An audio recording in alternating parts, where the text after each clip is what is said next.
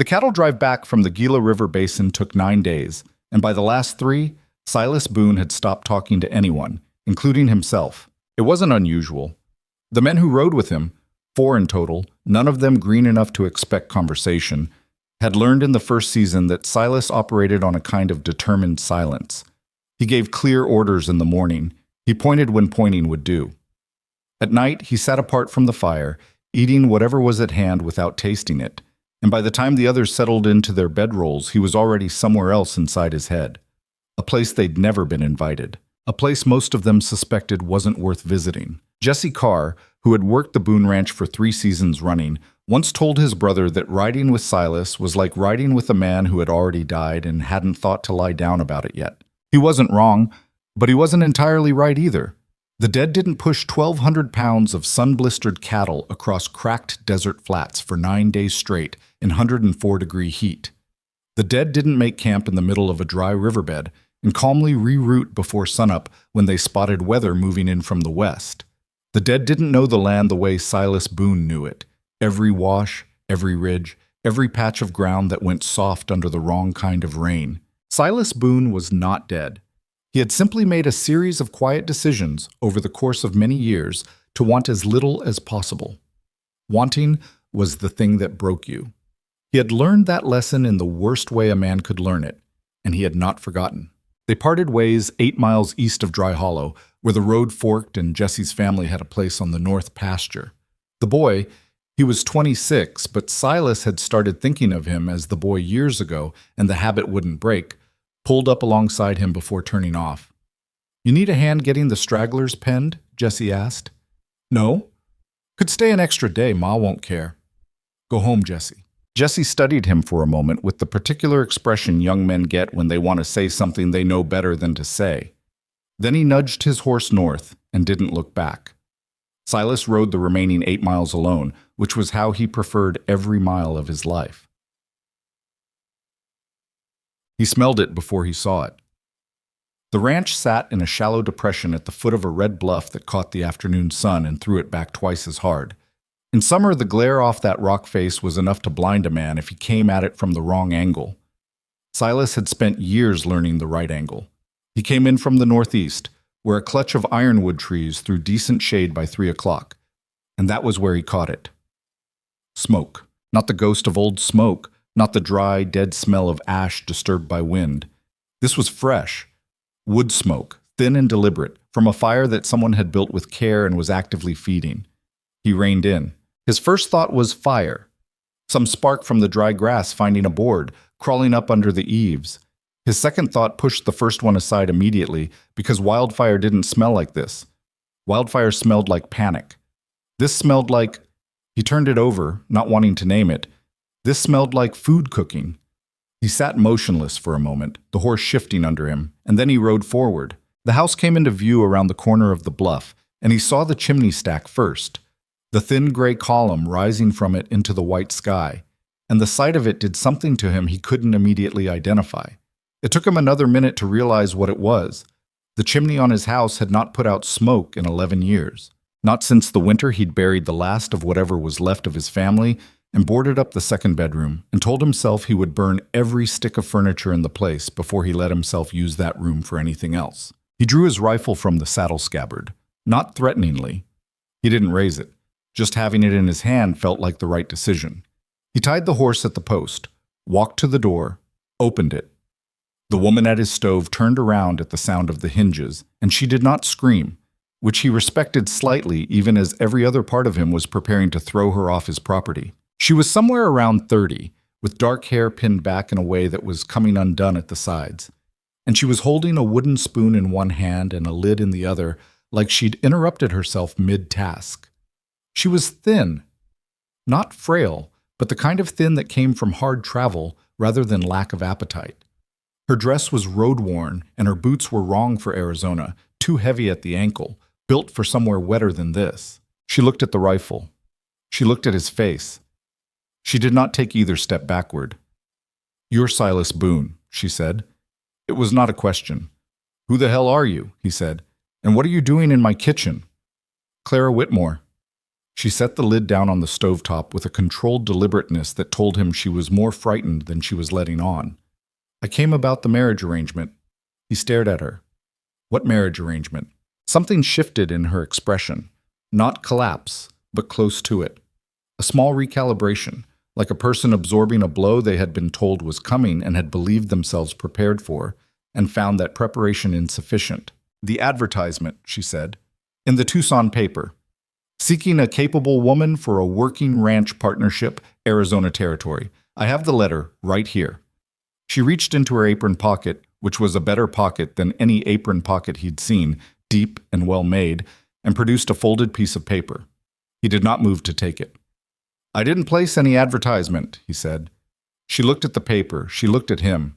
She said very quietly, then someone did it for you. Boswell, He got the story out of her in pieces over the next half hour, standing in his own kitchen while the food on his stove continued cooking because he couldn't bring himself to tell her to let it burn when it smelled that way after 9 days of hardtack and jerked beef. Her husband had died 14 months ago. A rancher in eastern New Mexico, not a young man, not healthy.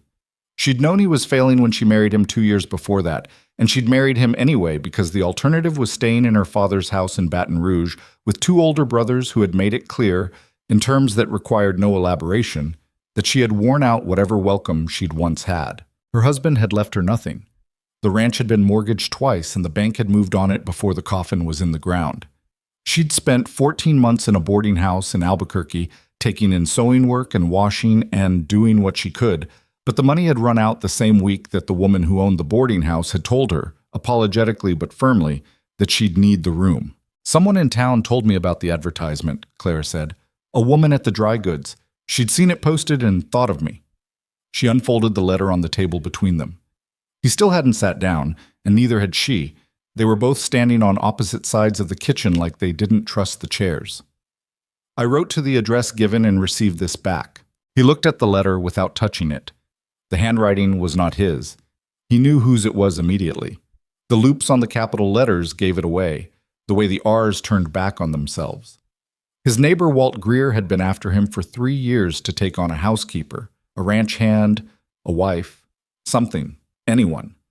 Walt Greer's wife had died young, and Walt had decided, in the way of men who needed a project, that Silas Boone was the frontier's most solvable problem. He was going to have words with Walt Greer. The address was a post office box, Clara was saying, in Tucson. I understand it wasn't you who wrote, but I was already on the stage before I had any reason to suspect otherwise, and by the time I arrived at the box and there was a note there directing me here, there was no money left for the stage back. She stopped, pressed her lips together, started again. I let myself in because the door was unlocked, and I had nowhere else to go. I did not touch anything except what was necessary to make a meal. I found a barrel of dried beans and some salt pork, and I used some of both. I'll account for what I used if you want to reckon it. He looked at her. There was a quality to the way she held herself that he recognized. Not the specific pain of it, but the posture. The way you stood when you were out of options, but not out of pride. When asking for help felt like handing someone a knife and trusting them not to use it. He didn't want to recognize it. It would have been much simpler not to. You have people anywhere? He asked. No? Money? A pause that answered before she did. No. What were you planning to do if I'd thrown you out? She looked at him steadily. I hadn't thought that far ahead. I was trying to make myself useful enough that you wouldn't. The food on the stove smelled like something he'd forgotten was possible. He looked at the kitchen, really looked at it, maybe for the first time in years, and saw it the way a stranger might. The dust on every surface, the cracked window he'd covered with oilskin 2 winters ago and never replaced, the stacked plates that had not all been used since he'd started eating from the same 2 out of habit, the emptiness of the place sitting in every corner like furniture. He pulled out a chair and sat down. Sit, he said. She sat. 6 weeks, he said. You stay 6 weeks. You work. You keep out of the south bedroom. Door stays shut. You don't go in there. You don't ask me about it. After 6 weeks, I'll give you enough to get on a stage to wherever you're going next. She looked at him for a long moment. 6 months, she said. 6 weeks. Six months, and I'll work every day of them. I can cook, I can sew, I can mend fence and clear brush if you show me how. I can keep books if you have them. 6 months of real work, and at the end of it you give me stage fare and a letter of reference." She paused. "A real one, not something you wrote to get rid of me." He should have said no. He knew he should have said no. He'd said no to Walt Greer's suggestions for 3 years, and he was good at it. Walt wasn't easy to say no to either. 2 months, he said. 5. 3. She looked at the ceiling, which he found inexplicable, then back at him. 3 months, but I want the letter of reference in writing before I start. He almost said something that wasn't no. He caught it. "I'll have it ready in the morning," he said. "Don't make me regret this." "I'll try," she said, which was not the reassurance he'd asked for, but was, he realized, more honest than what he'd asked for. She put food on the table. He ate it. It was the best meal he'd had in 11 years, and he told himself that was only because he'd been on the trail for 9 days, and anything would have tasted like that right now. He almost believed it. Though the ranch, in daylight, was worse than Claire had understood from the inside. She'd arrived at dusk the evening before, with just enough light to see the shape of the buildings and find the front door unlocked, and she'd made decisions quickly. Kitchen first, water from the barrel near the back wall, firewood from the stack under the lean-to.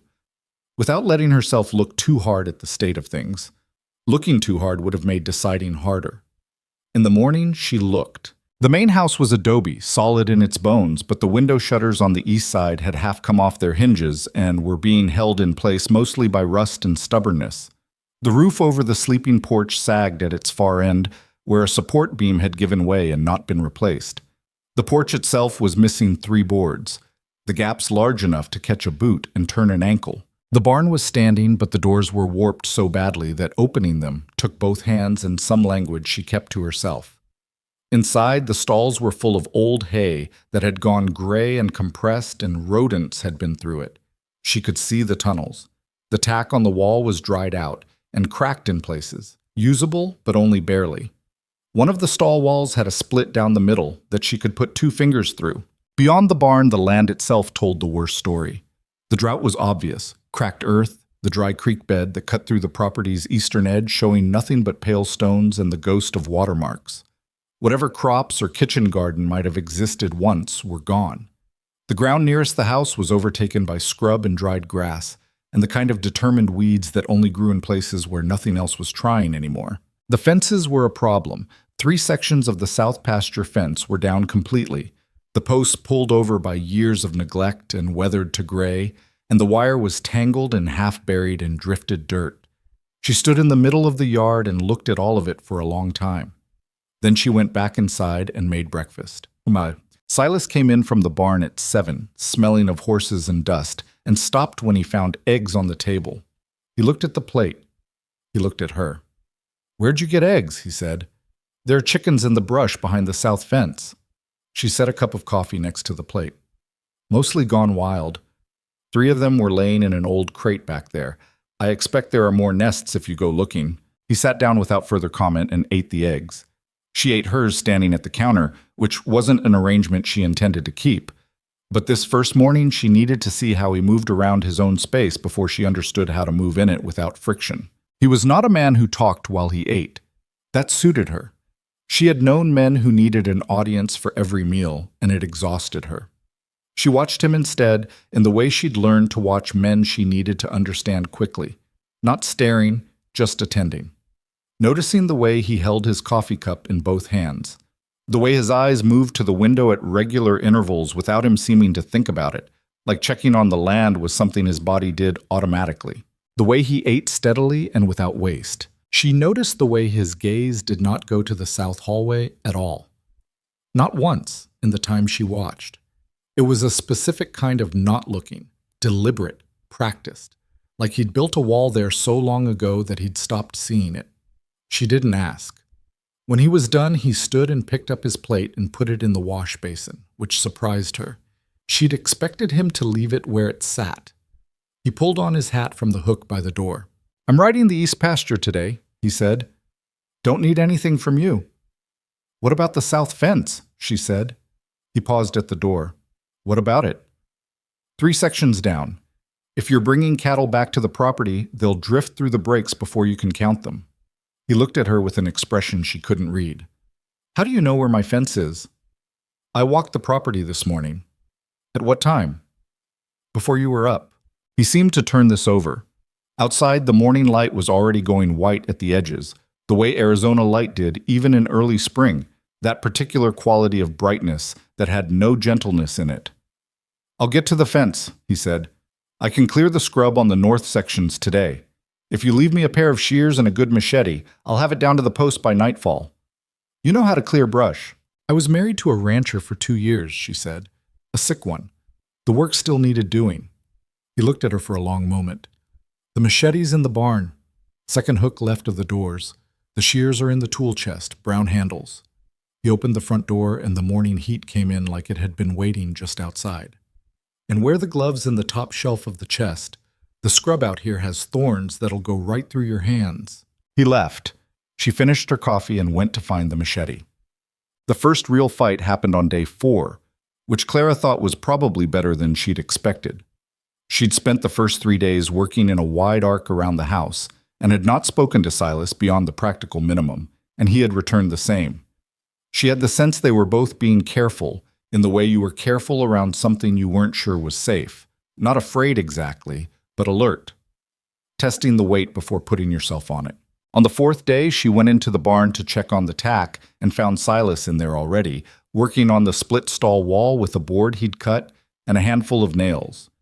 He was doing it wrong.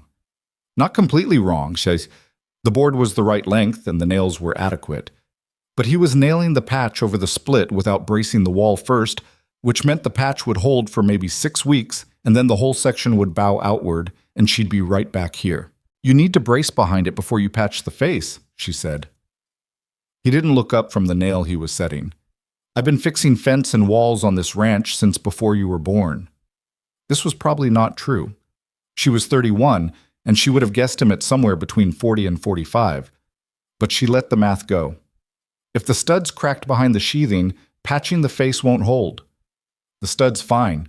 You can see the splits following the grain. That means the pressure came from inside, not outside. The stud took the load. He stopped and looked at her. Where did you learn about studs and loads? My husband's ranch had an old bunkhouse that kept trying to fall down. I spent 2 years figuring out why and fixing it. She crossed to the wall and put her hand flat against the siding, pressed in different spots. Here, she said. Feel that. The give is wrong. The stud's compromised. He didn't move toward the wall. He looked at her hand on it. Something in his face was doing a thing she'd seen before in men who had been doing things one way for a long time, and had someone suggest they'd been doing it wrong. Not anger exactly, more like the expression before anger, when you were deciding what it was. Then I'll replace the stud, he said, finally. Not an apology, not an agreement, just a redirect. I can help you pull the siding if you need another set of hands. I don't. She backed off. He worked in silence, and she went back to what she'd come for, and they finished in the same space without speaking for another hour. But when she was leaving, he said, without looking up from the stud he was pulling, The bunkhouse still standing? The one on your husband's ranch. She paused in the doorway. It was, when I left. He grunted. She couldn't interpret it. She went back to the house. The water problem was what kept her awake at night. Silas had a dug well on the property. Good, clean water, 40 feet down. But the drought had dropped the water table, and now the well was producing slowly, requiring patience and multiple pulls to fill even a modest barrel. For the house that was manageable. For the livestock, for any real garden work, for the kind of water the land needed, it was not. She raised it on the 5th morning. There's a seasonal creek about 2 miles northeast, she said. I saw it on my walk. It still has some water moving in it. That's the Hendricks Creek. 2 miles there and 2 miles back. It's on county land. But it's accessible? I used to run water from it, mule and barrel rig, before. He stopped and didn't say what he'd stopped before. She noticed and let it alone. The rig's in the back of the barn. Probably needs work. The barrel's sound, she said. I checked it yesterday. The wheel on the cart has a bad spoke, but it'll hold for light loads. He looked at her over his coffee. You've been inventorying my equipment. I've been trying to understand what we have to work with. She paused. What you have to work with, she corrected. He set his cup down. The spoke needs to be replaced before you run any load on that cart. If it gives on the trail, the whole wheel could go. I know. I was going to ask if you had hickory stock for it. East wall of the barn, behind the lumber stack. She nodded and went to find it. The spoke took her most of the morning. She'd watched her husband's hired hand do it twice and had helped once, which was not the same as doing it herself. And she pulled it wrong the first time and had to start over and got a splinter deep enough in her left palm that she spent 20 minutes with a needle getting it out while her eyes watered, which she told herself was from the effort and not from anything else. Silas came by while she was on the second attempt and stood watching for a moment. The mallet angle's wrong, he said. I know. I'm adjusting. He watched her adjust. Then he said, Move over. I have it. You're going to crack the hub if you keep the angle that way. Move over. She moved. He took the mallet and reset the spoke in 2 strikes, clean and solid, and handed the mallet back. He didn't say anything. She didn't thank him, which she thought was the right call. He nodded at the work, at what she'd done getting the old spoke out and prepping the hub, and went back to what he'd been doing without comment. That afternoon, she ran the first water from Hendricks Creek, 2 miles out and 2 miles back in the heat, and it took 4 hours and soaked her dress from the knees down where the barrel sloshed on the rough ground. And when she got back, she was too tired to make dinner and made cold cornbread instead, and Silas ate it without complaint. That was something. 3 weeks in, she found the photograph. She hadn't gone looking for it. She'd been mopping the hallway, part of the ongoing project of cleaning the house room by room, working from front to back. And the corner of a rag had caught a crack in the baseboard and pulled a length of it loose. And when she went to set it back, she found the small frame tucked behind it, where it had apparently fallen and been forgotten. She almost tucked it back without looking. She didn't. The woman in the photograph was young, 20, maybe 22, with a wide, open face and dark eyes, and the slightly stiff posture of someone who wasn't used to sitting for portraits. There was something around her that Clara didn't have a word for immediately, and then the word came, expectancy. The woman looked like someone on the edge of something good. There was a child in the photograph too, or the suggestion of one.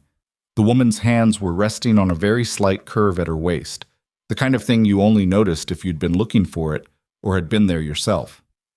Clara stood in the hallway for a moment. Then she set the photograph on the hall table in the open, where Silas would see it if he walked past. She didn't mention it. She went back to mopping. She was in the kitchen an hour later when she heard his footsteps stop in the hallway. Stop for a long time. Then start again and go out the front door. He didn't come in for dinner that night. She left a plate covered on the stove and went to bed. In the morning, the plate was empty and clean and back in its place, and he was already in the barn by the time she built up the fire, and neither of them said a word about it. But the photograph stayed on the hall table after that, and he didn't move it. The first time she thought she might not leave at the end of 3 months was the evening he showed her where the water was. Not Hendricks Creek. She'd found that herself. He meant something else. He came into the kitchen 2 days after the photograph incident and said, without preamble, "Come on," and went back out. And she wiped her hands and followed him. He walked her out past the south fence, past the cleared brush, out past the edge of his property, and up a rocky slope she hadn't tried yet because it looked like hard going, and she'd had enough hard going for 1 week. He moved without hurrying, in the particular way of people who'd been climbing this specific slope their whole lives and knew exactly where to put their feet. She watched his feet and put hers in the same places. At the top, he stopped. Below, and to the north, the land opened up differently than she'd seen it from the flat. The dry creek bed she'd noted was visible, and following its line with her eyes, she could see where it curved behind a shelf of red rock, and behind the rock was a dark green smear of vegetation that didn't belong in the surrounding landscape. Seep spring, he said, under that rock shelf. Small, but consistent. Doesn't dry up, even in drought years. I used it when I first came here, and then... He paused. I forgot about it. She looked at the green smear. She looked at the distance. Maybe a quarter mile. Not terrible. Could we pipe it? Lead pipe, maybe. I have some in the barn. It would need a collection basin. Adobe's cheap to build. It's also slow, 6 weeks for a basin to cure properly. Then we should start now. He looked at her. We. She realized what she'd said. She waited for him to correct her. He didn't. In the morning, he said, and turned and started back down the slope. She stood at the top for a moment, looking at that green against the red land, and felt something she was careful not to name, because naming things had a way of making them real, and real things had a way of being taken. Then she followed him down. The 3 months were already starting to feel like they might not be long enough. She didn't know if that was the ranch doing that to her, or the man, or just her own stubborn heart finding roots in the first ground that hadn't thrown her out. She told herself it didn't matter which. She was lying, of course. But it was the kind of lie you had to tell yourself on the frontier, in the early days, before you knew what the land was going to do to you, before you knew what staying in a place might cost, before you understood that the worst thing the desert could teach you wasn't how to survive thirst, but how to want water again after you'd made your peace with being dry. The basin took 9 days, not 6 weeks, because Clara pushed the curing process in ways Silas told her wouldn't work, and then stood there while they worked anyway. She'd packed the interior with rubble first, broken adobe chunks from a collapsed section of the old goat pen she'd dismantled without asking permission, mortared into a rough form with the caliche-rich soil she'd noticed running along the north side of the slope. The caliche was the key. It cured faster than straight clay and harder than most commercial mixes she'd read about in the agricultural supplement she'd carried in the bottom of her bag since New Mexico. The pages so soft with rereading that some of them were translucent. She knew it wasn't guaranteed. She also knew that waiting 6 weeks for a water basin while the well ran at a quarter capacity in climbing heat was a kind of guarantee she didn't like either. Silas watched her pack the first course and said nothing. What she had started to understand was as close as he came to approval on the first day of anything. On the third day, he worked alongside her. He didn't announce it. He simply appeared at the site at 7 in the morning with a mixing board under his arm and began working the mortar in a different ratio than she'd been using, more sand, which she'd been debating with herself. And she adjusted her own mix to match, and they worked on opposite sides of the basin without speaking for 4 hours straight. At noon, she went back to the house for water and cornbread and brought some back for him, and he ate it standing up, looking at the work, and said, "The lip needs to be level, or you'll lose half of it in the first rain." "I know. I was planning the lip today. I have a level in the barn. I borrowed it 2 days ago," she said. "It's under the scrub brush on the east side. I didn't want to carry it back and forth." He looked at her with an expression that would have been funny on a different kind of man. "You've been borrowing my tools without telling me." "I've been using your tools," she said. "I didn't think you'd be needing them." "What else have you borrowed?" "The brace and bit, the plane, the long-handled hoe, though I put that back.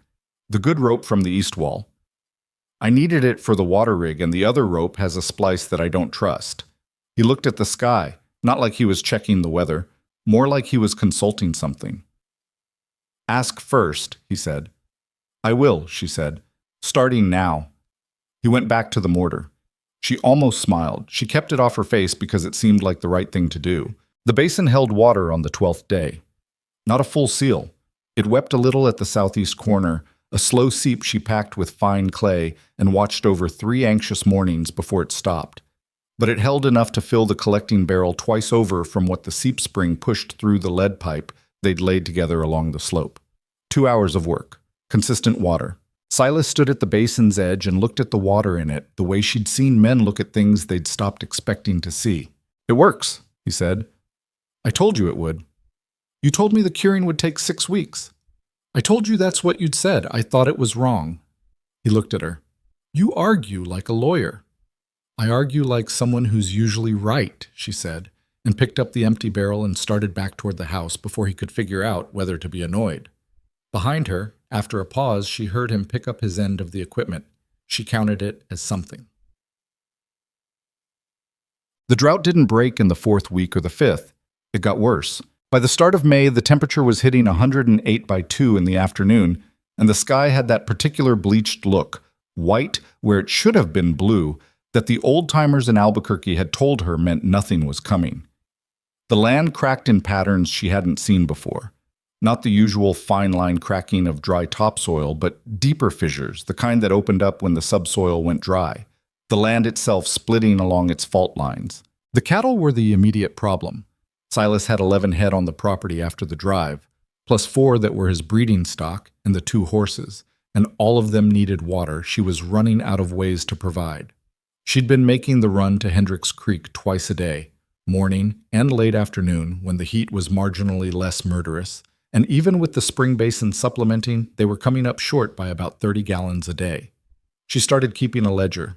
She'd asked for the account books in her second week, and Silas had given them to her with an expression suggesting he expected her to be overwhelmed, but the books were straightforward, if not well maintained, and she had spent a week organizing them and identifying the obvious problems.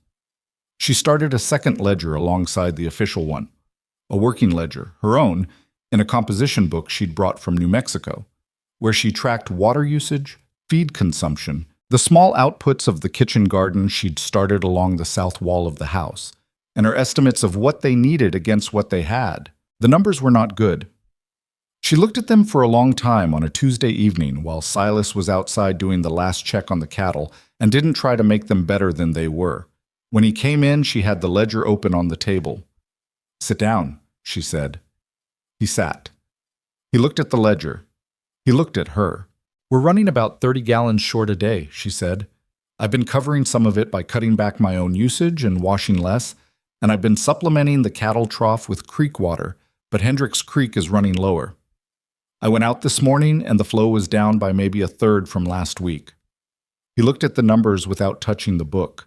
She'd put his account alongside hers, the real costs, the real estimates. "What are you suggesting?" he said. "You need to sell 4 of the 11, she said, "before they lose weight. Right now they're worth something. In 6 weeks, if this keeps up, they won't be." He was quiet for long enough that she wasn't sure he was going to answer. 3, he said. "Not the 2 heifer pairs." "Agreed. The 3 steers, do you have a buyer?" "Walt Greer will take them. He runs a larger operation, more water rights." Walt Greer, the name she associated with the fraudulent advertisement, the letter that had brought her here under false pretenses. She kept her face neutral. "Will he give you fair price?" "Walt's many things," Silas said. "He's not a cheat." "Fine, listen, 3 steers to Walt Greer." She marked it in the ledger. "That buys us maybe 2 weeks on the water. I also want to reroute the kitchen runoff, the wash water from cooking and cleaning. If I run it to the garden instead of letting it go into the ground, we recover maybe 5 gallons a day. That's gray water. It'll affect the taste of anything growing. I'm not growing anything that can't tolerate it. I've got squash and beans in the south bed, drought-tolerant varieties I started from some seeds I found in your seed tin. They'll handle it."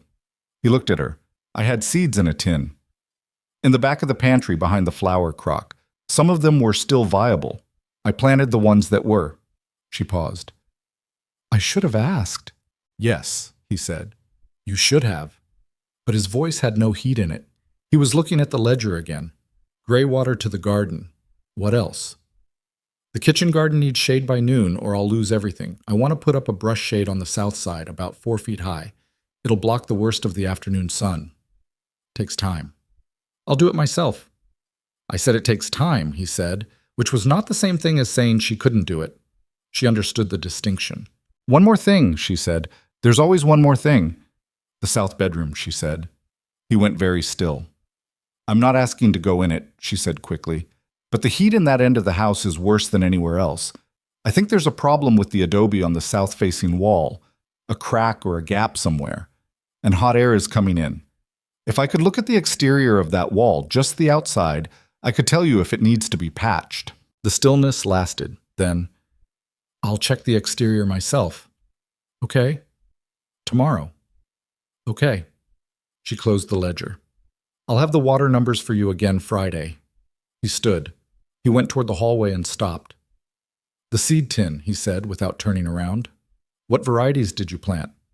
"Hopi string beans, a winter squash I couldn't identify, and some wild-looking melon seeds that might be anything." "The melons were hers," he said. "My wife grew them. She brought the seeds from back east." Clara was quiet. "I don't know if they'll take," he said. "The last time I tried to grow anything in this ground was a long time ago." "I'll do what I can with them," she said.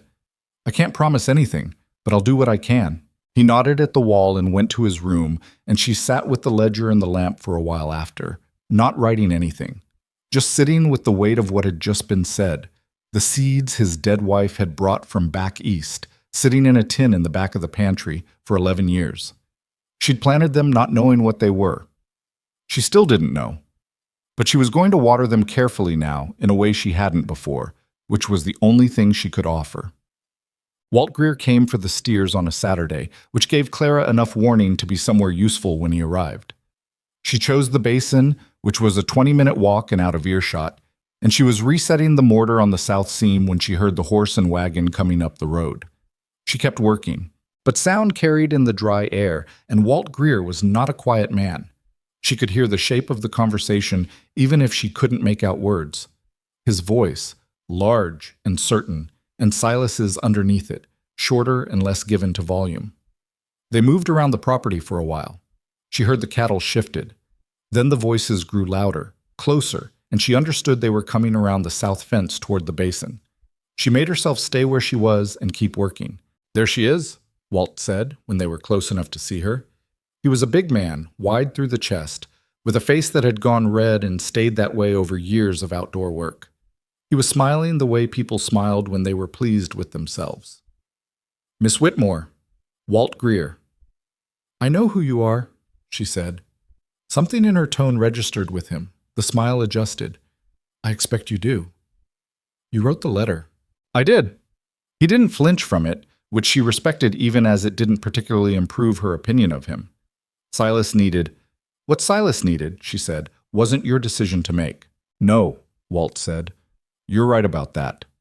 He looked at the basin, at the lead pipe, at the spring runoff collected clear and clean. He looked at the brush she'd cleared on the slope. He looked at her with an expression that had shifted from pleased with himself to something more complicated. Hell of a basin for 9 days' work. 12. Still, she set down her trowel and looked at him directly. "If you have something to say to me, Mr. Greer, say it plain." He looked at Silas, who was watching this exchange with the particular blankness he deployed when he didn't want anyone to know what he was thinking, then back at Clara. "I heard he took you on," Walt said. "Thought it would last a week. You don't look like you're leaving." "I'm not leaving," she said. "Not yet." "Good," Walt said simply, and then to Silas, "I'll send my boy over Tuesday with that post timber I owe you." And he walked back toward his wagon without further performance. Silas stayed a moment after he left. He was looking at the basin. "He meant well," he said. "People who mean well without asking permission cause more trouble than people who mean harm," Clara said. "At least you know what the second kind wants." A pause. "You're not wrong." "I'm usually not." She picked up her trowel. "Did he pay fair?" "He paid fair." "Good." She went back to the mortar. "The south seam was weeping again. I'm going to have it fixed before dark." He watched her work for a moment. "I'll bring water up when I come back from the east pasture." She didn't look up. "Thank you."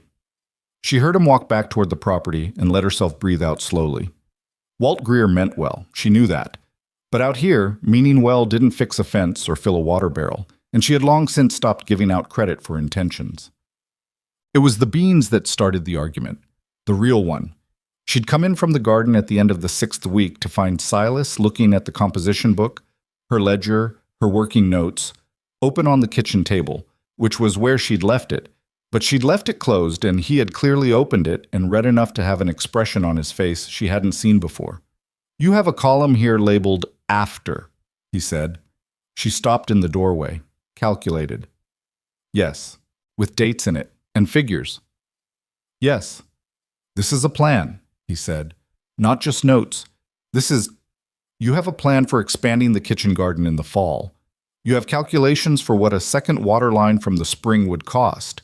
You have numbers here for what the melon yield might be if—" He stopped. "This is a plan for the ranch." "It's a projection," she said. "I do them to think through problems. It's just arithmetic." "It's not just arithmetic." He turned the page. "You've got 5 years of projections here." She came into the kitchen and pulled out a chair and sat down. She was still wearing her garden gloves, and she stripped them off and set them on the table. "Yes." "Why?" She looked at him steadily. "Because I think about things." Because I like to understand what's possible.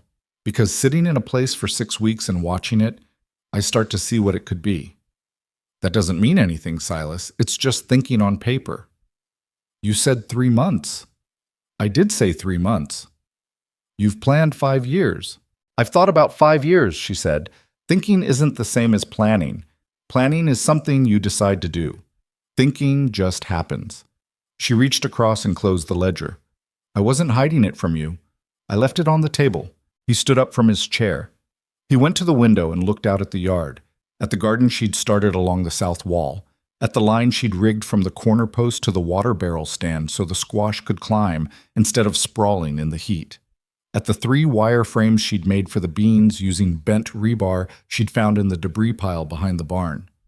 You fixed the east shutter, he said, last week. I found the hinge pins in your tool chest. And the porch boards, 3 of them. I used the tongue and groove from the collapsed goat pen. The last one doesn't match perfectly, but it's solid. He turned from the window. Why? She looked at him. What do you mean, why? Why are you fixing things? Why are you planning? You came here. Someone brought you here because you had nowhere else to go. You made a deal for 3 months. You've got... He looked at the calendar on the wall, the one she'd started marking when she arrived. 41 days left. You could spend them doing the minimum. You could rest. You could do whatever it is you need to do before you move on. She was quiet for a moment. Outside, the heat pressed against everything. I don't know how to do the minimum, she said. I've never known how. Every place I've been, I've tried to leave it better than I found it because... She stopped and started again, more carefully. Because it's the only way I know how to justify being somewhere. To earn the space I take up. You don't need to earn. Yes, I do, she said, and her voice came out harder than she meant it to. I have always needed to. That's not a thing I can explain to someone who hasn't had to. She picked up the ledger. I'll put this somewhere you won't have to look at it. I didn't say I wanted you to put it away. He sat back down. He put his hands flat on the table and looked at them. My wife, he said, and stopped and started again. My wife used to make plans too. Tables and charts in the back of the household books. Columns I didn't understand until she explained them. Clara set the ledger down.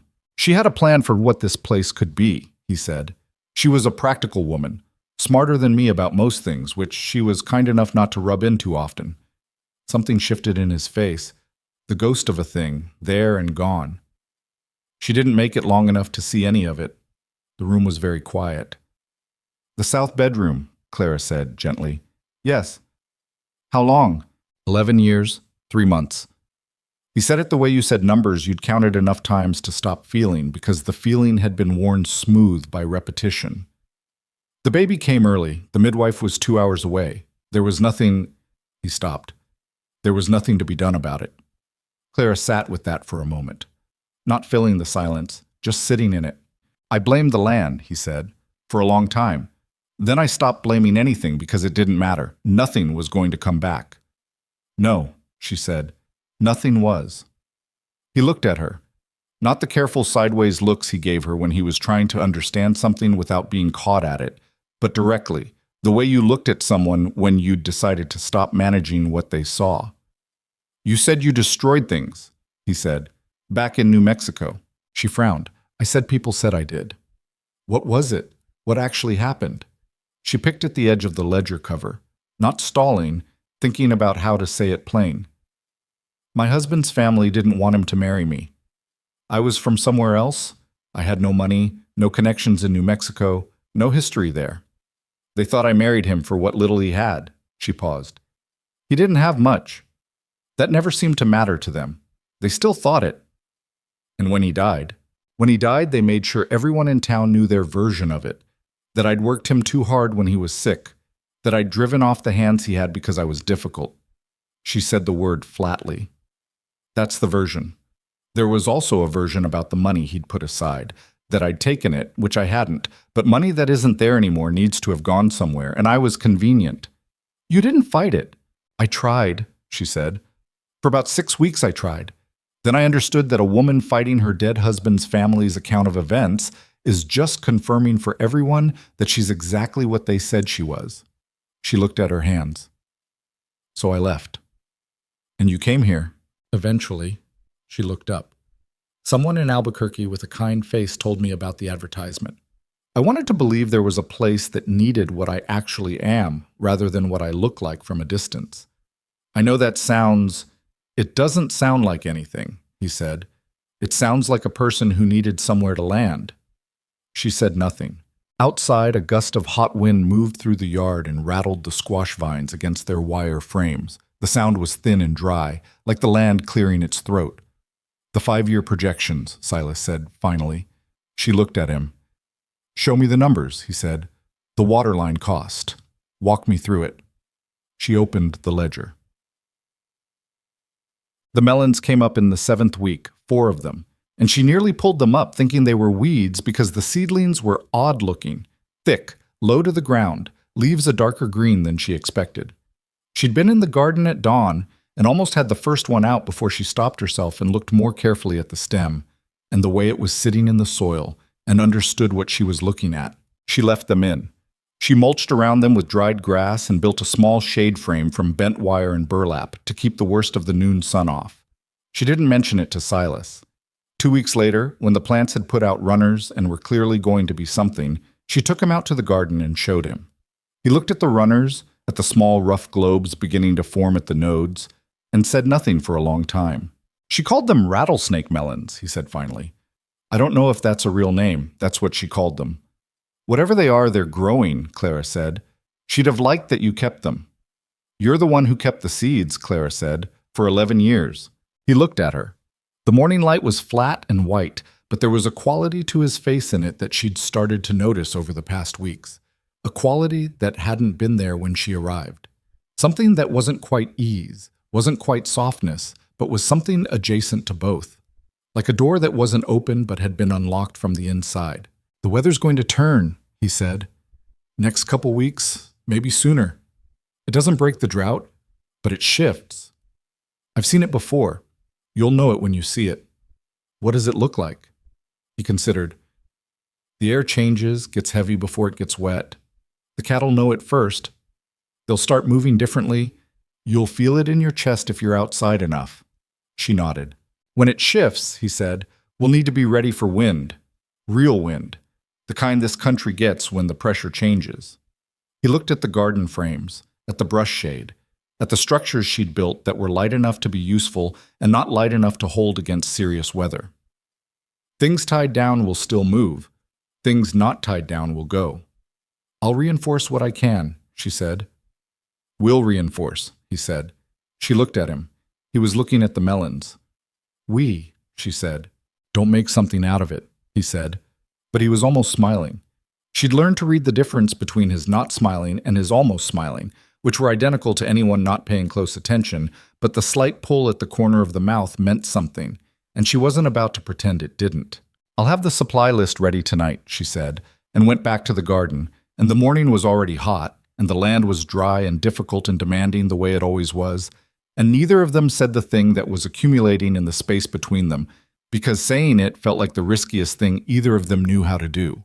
And they were both people who'd been hurt by the things they'd most wanted to keep. But the melons were growing, and that Tuesday, Walt Greer's son arrived with the post timber, and Silas carried half of it, and Clara carried the other half, and they began reinforcing what needed to be held down before the weather turned. It was not nothing. Out here, on land that had been taken from people for longer than anyone could reckon, not nothing was the most important thing there was. The air changed on a Wednesday.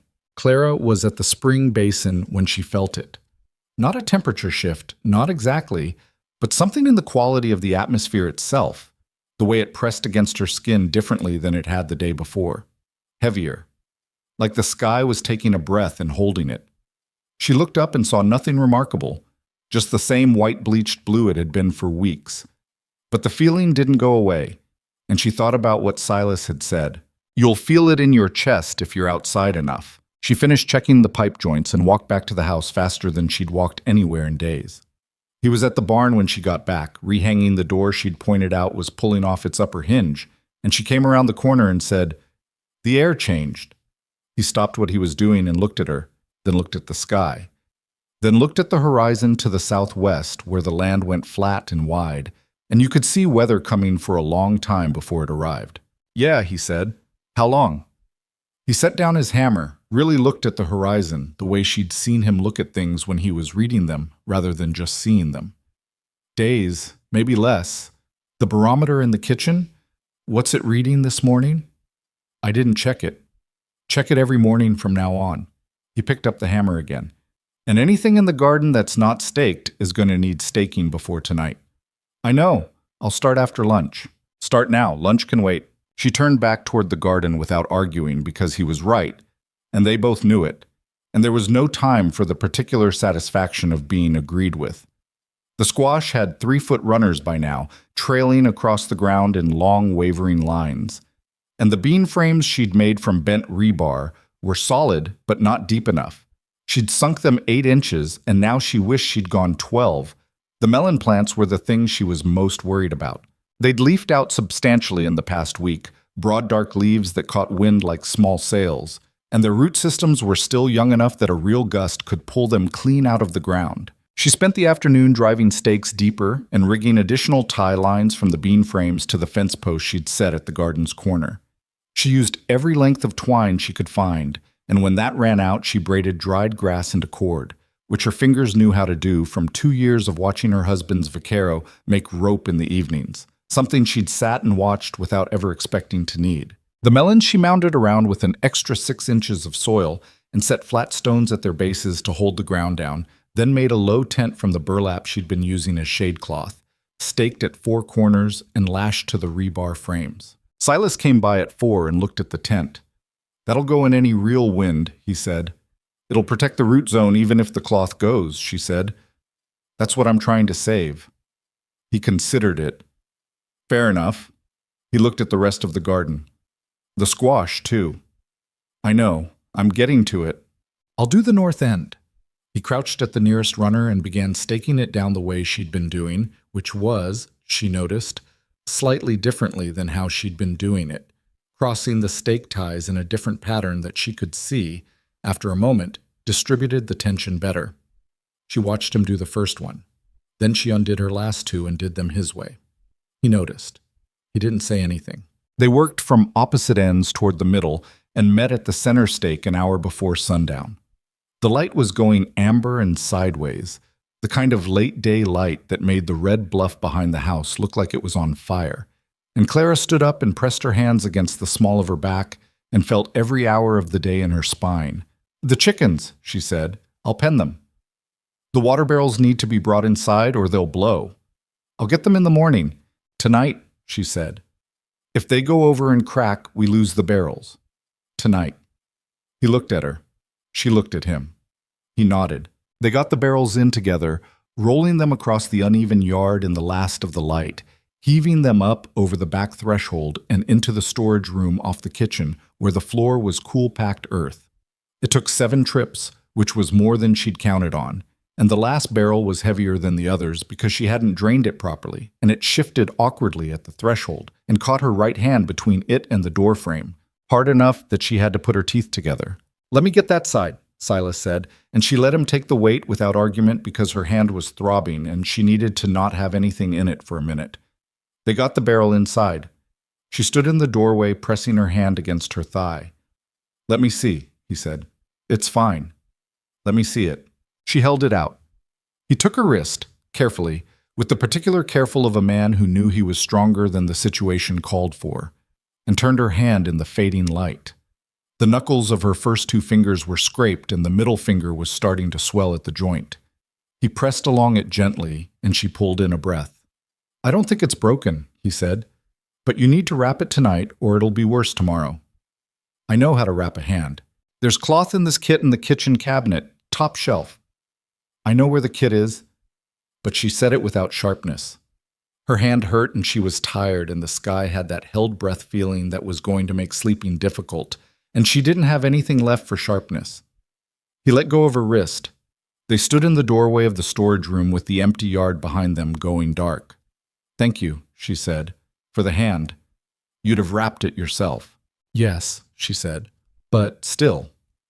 He nodded once, the particular nod she'd learned to read as "you're welcome" without him having to say it, and went to check the barn latches for the night. And she went inside and wrapped her own hand with the cloth from the kit on the top shelf, and made cold supper from what was on hand, and they ate it in the kind of quiet that was no longer uncomfortable. It was simply what the evening was. The storm didn't come in days. It came in 36 hours, which was faster than Silas had read it, and it announced itself at 4 in the morning with a sound like a freight train deciding to come through the house instead of around it. Clara was awake before the worst of it hit, lying in the dark, listening to the pressure change in her ears, the way the house seemed to inhale and hold. She got up and dressed in the dark. Boots, work dress, the canvas jacket she'd bought in Albuquerque for the stage ride and hadn't worn since because Arizona in May did not require canvas. And she was tying her boots when the first real gust hit the house. It wasn't wind the way she understood wind. It was a physical force with intentions. The window in her room, the one Silas had rehung in the second week with new hinges she'd found in the tool chest, shuttered in its frame, and one of the inside shutters blew open and slammed against the wall hard enough to crack the plaster. She grabbed the shutter and latched it, went to the hallway. Silas was already there, fully dressed, lamp in hand. "How bad?" she said. "Bad." He turned toward the kitchen. "Stay away from the windows. The garden." "Nothing you can do for the garden right now." He set the lamp on the table and went to the back door and opened it, an inch against the force of the wind, and looked through it. And what she saw in his face in that moment, that single second of something open and unguarded, was not fear exactly, but something close to it. And it was the first time she'd seen anything like it, and it told her that what was outside was worse than the noise had suggested. He shut the door. "The barn doors," he said. "They were latched last night. They won't hold if the latch gives." He picked up the lamp. "I need to get to the barn. I'll come." "You should stay." "Silas?" She said it flat and clear. "I'll come." He looked at her for a second and then moved toward the door, and she moved with him. Outside was a different world. The pre-dawn dark was full of airborne debris. She felt grit hit her face and turned her head down, pulling the jacket collar up. The wind was coming from the southwest, which meant it was hitting the barn on its worst side, the side with the warped doors she'd been working on for a month. They crossed the yard, bent forward, and she grabbed his arm. Not because she needed steadying, but because in the noise and dark and flying grit, it seemed like the right thing to keep track of each other. The barn doors were holding but barely. She could feel the vibration in them from 20 feet away, a deep shuddering like something alive. The upper latch had already given way. Silas grabbed one door and she grabbed the other, and they pulled against the wind, which was trying to take them in the opposite direction, and got the crossbar dropped into its brackets and then leaned against the doors because there was nothing else to do. "The animals," she said into his ear because the wind was too loud for anything normal. "Horses are inside. Cattle'll bunch in the south corner. It's the most sheltered. Nothing else we can do for them." They stood against the barn doors in the dark and the noise. She could feel the doors moving against her back in gusts, the whole structure shuddering, and she thought, if this gives, we move. She could feel him thinking the same thing beside her. "The cellar," he said. She knew he was right. The house had a cellar, small, dug for food storage, with a heavy wood door in the floor of the storage room. He'd shown her where it was in the first week, and she'd noted it and not thought about it since. They came off the barn doors when there was a break in the gusts. Not a long one, 15 seconds maybe, and ran for the house. She hit the back door first and had it open, and he came through behind her and pushed it shut, and the force of it was enough to knock a tin cup off the shelf above the washstand. "Get the lamp and the kit," he said, "and whatever food's on hand. The cellar's too small for—" "It's big enough. I can't even stand up in it." "No," he said. "You can't." He was already moving toward the storage room. "Get the lamp. Hurry." She got the lamp, she got the kit and the canvas bag she kept by her bed with the composition book and the few things she'd care about losing. She hesitated at the kitchen table where the ledger was sitting where they'd left it last night after she'd walked him through the 5-year water projections. And she picked that up too. In the storage room, Silas had the cellar door open. It was a 4-foot square hole in the earth, with a ladder going down maybe 6 feet to a packed dirt floor. And it smelled like cold and minerals and old potatoes. "Go down," he said. "What about you?" "I'm coming. Go down." She went down. It was dark, and she kept the lamp and the smell of it in the small space was immediately close, and she heard him on the ladder above her, and then the cellar door came shut and she felt the weight of the silence drop around them. The noise of the storm above suddenly muffled, present but distant, like hearing a conversation through a wall. He made it to the bottom and straightened as much as the ceiling would let him, which wasn't much. He was bent at the neck and shoulders, hat brushing the boards above. She was sitting against the far wall with her knees drawn up. The lamp between them put out a small, steady circle of light. "How long?" she said. No way to know. Above them, the storm did what it wanted. Gunk. They were down there for 4 hours. She knew because she tracked the lamp, how far it burned down, the changes in the oil level she could feel through the glass when she tipped it. And she counted the hours in her head because doing nothing is harder than doing something, and she'd always needed something to do with her mind when her hands were still. They talked. There was nothing else to do. It started practically. She asked him about the ranch's history, and he told her in the way he told things, in pieces, without much decoration. He'd come to Arizona Territory from Kansas when he was 23, following a cattle drive he'd signed on with in Dodge City. The land had been available and cheap because no one who knew the country well wanted it. The water situation, the heat, the remoteness. He'd wanted it specifically because of those things. "You wanted something hard," she said. "I wanted something that required all of it," he said. "Everything I had, so I wouldn't have anything left over to spend on being miserable." She understood this in her bones. Did it work? For a while. A pause in the dark. Then Mara came. She didn't say anything, just let the name settle. She came with her family, a homestead party, passed through in October of my 3rd year. They were heading for Prescott, and one of their wagons needed a wheel rebuilt. I had the tools and the time. He shifted against the wall. The ceiling was low enough that his position hadn't changed in 4 hours. He had to be uncomfortable, and he was not saying so. She stayed 3 days while the wheel dried. I talked to her more in 3 days than I'd talked to anyone in 3 years. What was she like? Practical, he said. That was the first thing. She didn't admire the land the way strangers usually did, wanting it to be something romantic. She looked at it and said, "That needs fixing. That's going to be a problem. Where does the water come from?" I think I fell in love with her right there, watching her look at my land and see it accurately. Clara was quiet. She convinced her family to leave her. They weren't easy to convince. Something shifted in his voice, a thin humor in it. Her father thought she was out of her mind. He came back in the spring expecting to collect her. What happened? She showed him the new south pasture fence and the doubled cattle count and the water yield from the east well, and he went home and told people she was doing fine. The humor bled away. She was doing more than fine. She was the reason any of it worked. Above them, something hit the house. A sound like a tree branch or a board. A single heavy impact that shook the ceiling enough to shift the lamp flame. They both looked up. "It's holding," Silas said. "I know." She looked back at the lamp. "Tell me something else." He looked at her in the lamplight. "What?" "Anything. Tell me about the cattle drive from Dodge. Tell me what Kansas looked like. Tell me something you remember that has nothing wrong in it." He thought about this for a long time. "There was a cook on the drive," he said finally. "Older man, name of Hutchins. He had one good eye and one that had gone white. He made the worst coffee I have ever tasted in my life, and I have tasted bad coffee in many places and circumstances." She felt something in her chest ease a fraction. "How bad?" "Like drinking something that had decided to become coffee but given up halfway through. Like the idea of coffee at its lowest point of ambition." "What did you do?" "Drank it. Every morning for 3 months. You drink what there is."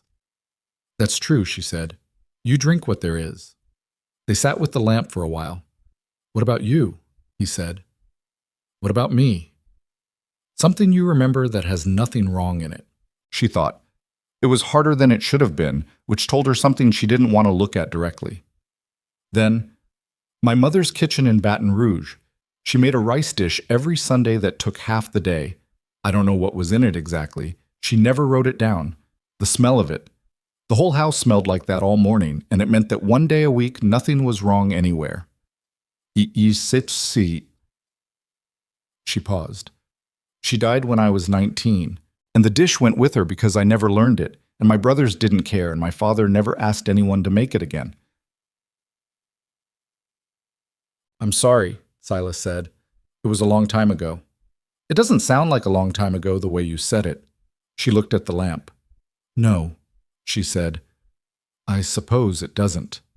Above them, the storm moved and changed pitch and moved again. The lamp burned lower. She tilted it once to check and saw they had maybe an hour of oil left. The garden's going to be bad, she said. Yes. The melon frames I built? Clara. I know there's nothing to do about it. She pressed the back of her head against the cool earth of the wall. I just wanted to say it out loud. Say it then. The melon frames are going to go. The burlap. Maybe the bean rebar. I didn't get them deep enough. The brush shade on the south side is definitely gone. She went through it methodically, the list of what was probably being destroyed above their heads while they sat in the ground and listened. The squash runners I staked should hold if the ties don't give. The beans themselves, the plants might make it if the root systems are deep enough. I put them in a month ago. They might have enough hold. They might, he said. The rattlesnake melons, she said. I don't know. We'll see, he said. When your wife planted them, the first time she grew them, did they come up the first year she tried? A pause. No, he said. They took 2 seasons. She said that was the plants deciding if they trusted the ground. She sat with that for a moment. That's a good way to put it. It's how she put it. The lamp was going yellow at the edges, starting to gutter. She cupped her hand around it. We're going to lose the light soon. I know. I'm going to tell you something, she said. He waited.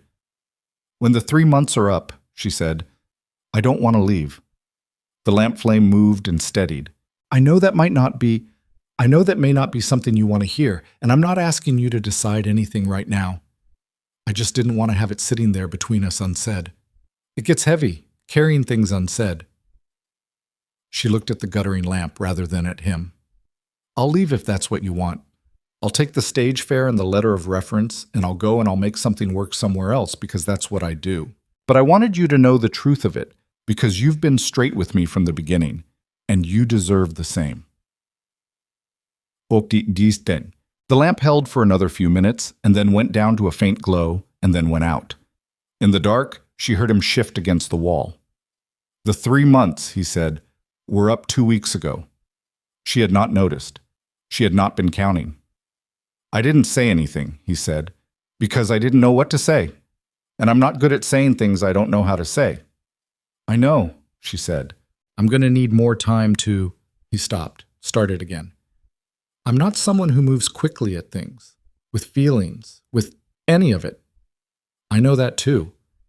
But I don't want you to go, he said, if that's the question. She sat in the dark with that. Let it settle. It was not a declaration. It was not a promise. It was a man who had been alone for 11 years and who had forgotten how to want things, saying the barest minimum of what he felt. And she understood that for him it was considerable. All right, she said. All right, you'll stay. All right, I'll stay. The dark was complete and the storm was still moving above them and the lamp was out, and she reached sideways in the direction she thought he was, and found his arm and didn't move her hand and he didn't move away, and that was the entirety of it. It was enough. It was more than enough. They came out of the cellar at dawn. The storm had gone through sometime in the last hour while they'd been sitting in the dark. She'd felt the pressure change even underground, the way the noise above shifted and thinned and finally moved off toward the northeast. The silence that replaced it felt enormous, the specific silence of after, which was different from before in every way. Silas went up the ladder first and opened the cellar door, and gray morning light came in. She climbed out after him and stood up in the storage room, and they went through the back door into the yard, and she stopped. She had told herself to be ready. She had inventoried the likely losses out loud in the cellar, gone through the list methodically, prepared herself. None of it was sufficient preparation.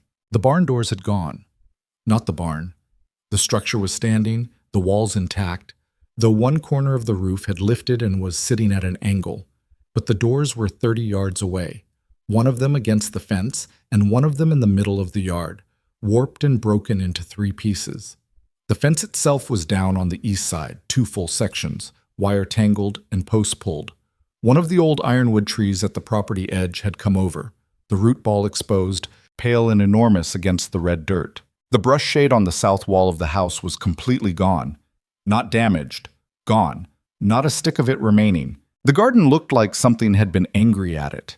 The squash runners were torn, most of them separated from the main plant and lying limp and brown in the churned dirt. The bean frames were intact, but 2 of the 3 plants were stripped of most of their leaves. The kitchen garden beds she'd built along the south wall were disturbed, partially filled in by the blowing dirt, and the row stakes were askew. She walked to where the melon plants had been. 3 of the 4 were gone, roots and all, pulled clean from the ground, the burlap tent she'd built demolished. The 4th plant was there, or most of it was.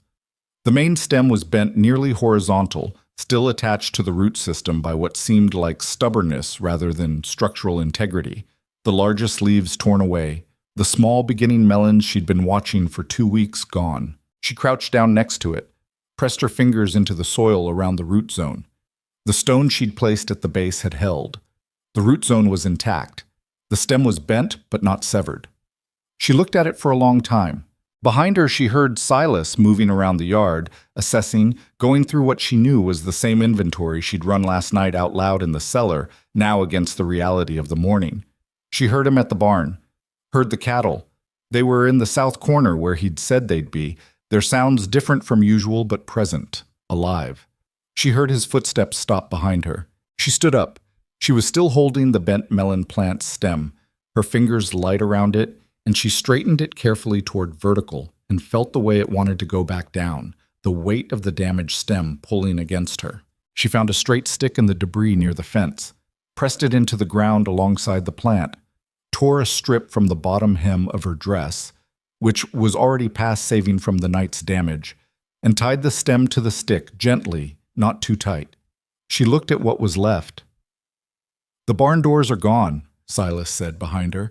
His voice was flat in the way voices go when you're trying not to let them be anything else. "I know. East fence is down." "I saw." "The house?" He stopped. "The house is standing. That's the main thing. The porch roof took some damage. The east shutter cracked through. The chimney's got a crack in the stack, but it won't be a problem until winter." She looked at the single remaining melon plant in its ruined garden bed. "Silas," she said. "Yeah.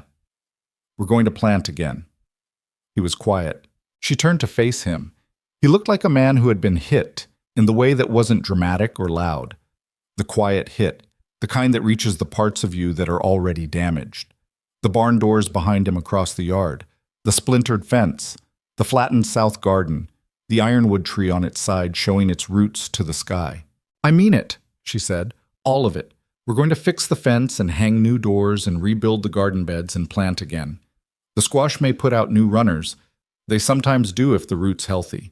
The beans are still standing, most of them. And that," she pointed at the one plant leaning against its salvaged stick, "that one's still alive." He looked at the plant. "It's bent," he said. "It's not broken." He was quiet for a long time. The morning was gray and enormous around them, and the land stretched out in every direction with all its damage on display. Everything the storm had taken and rearranged and thrown down. And she stood in the middle of it with her torn dress in her wrapped hand and the inventory of losses she'd been carrying since the cellar, and she meant every word she'd said. Something changed in his face, not an arrival. She'd seen the thing she was looking at beginning to arrive for weeks. But this was the morning it completed its journey. She couldn't have named it precisely. She would have said he looked like a man deciding to come back from somewhere he'd been for a very long time. "Then we plant again," he said. And that was the beginning of something. Not the end of the hard part. The hard part was not finished, not by a long way. There was so much that needed doing that the list of it was almost funny if you were in the right kind of desperate mood.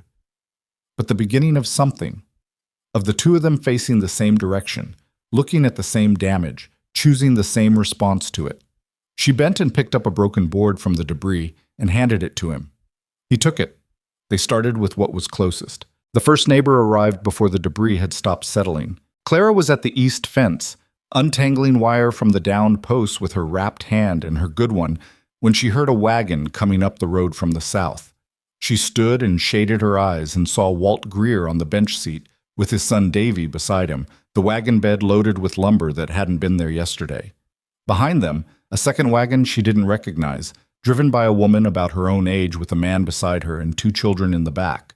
She looked at Silas, who was on the far side of the fence pulling a post from the dirt. He'd seen them too. "Greer," he said. Unnecessary, she knew, but it was the kind of thing you said out loud when you needed a moment to adjust. Walt pulled up and set the brake and looked at the yard with the expression of a man tallying damage professionally rather than dramatically. His son was already climbing down from the bench before the wheels had fully stopped, the way young men did when they were eager and hadn't yet learned that the work wasn't going anywhere. "Heard it went bad out this way," Walt said. "Could have been worse," Silas said. "Could have been better by the look of it." Walt climbed down, slower than his son, one hand on the wheel for balance. "Davy, start with that lumber off the back. Stack it near the barn." He looked at Clara. "Ma'am, you all right?" "Fine," she said. "The hand's nothing serious." "Good." He turned back to survey the yard without further ceremony. This was something she noted about Walt Greer. He wasted very little time on the performance of concern and moved quickly to its practical expression, which she'd decided in the weeks since their confrontation at the spring basin was his best quality. "The Hendersons behind me, Tom and May. They've got a place 4 miles east, had some fence damage, but nothing bad. May brought food." The second wagon had pulled up, and the woman, May, apparently, was already handing down a covered pot to her older child, a girl of maybe 12 with her mother's serious face. She caught Clara looking and said, "There's cornbread and salt pork stew. Don't argue with me about it." "I wasn't going to," Clara said. "Good. Some people argue." She climbed down and handed the pot directly to Clara. It was heavy and warm and smelled like hours of careful work. "Tom'll help with whatever needs doing. He's better with wood than he looks." Tom Henderson, from the wagon bench, called out, "I can hear you, May." "I know," she said, not turning around. Clara looked at the pot in her arms and felt something move through her that she couldn't entirely account for. Not gratitude exactly, or not only that. Something more like the specific shock of discovering that a thing you'd stopped believing in still existed after all. 2 more wagons arrived by mid-morning. A rancher named Alfred Price from the North Valley, taciturn and methodical, who arrived with 3 rolls of new fence wire and a post driver he'd made himself from iron pipe. And a pair of brothers, the Caudle boys, not yet 20 either of them, who arrived with nothing but their labor and applied it with the reckless energy of people who had not yet learned to conserve themselves. By noon, there were 11 people on the Boone Ranch, and the yard sounded like something it hadn't sounded like in 11 years. Clara fed them. This was not a small thing. 11 people, midday, with the kind of hunger that came from morning labor in the heat. She had maize stew to anchor it, but she needed more, and she went through the kitchen with the focused speed of someone who'd spent years figuring out how to make insufficient things sufficient. She fried cornbread in the cast iron, 4 batches.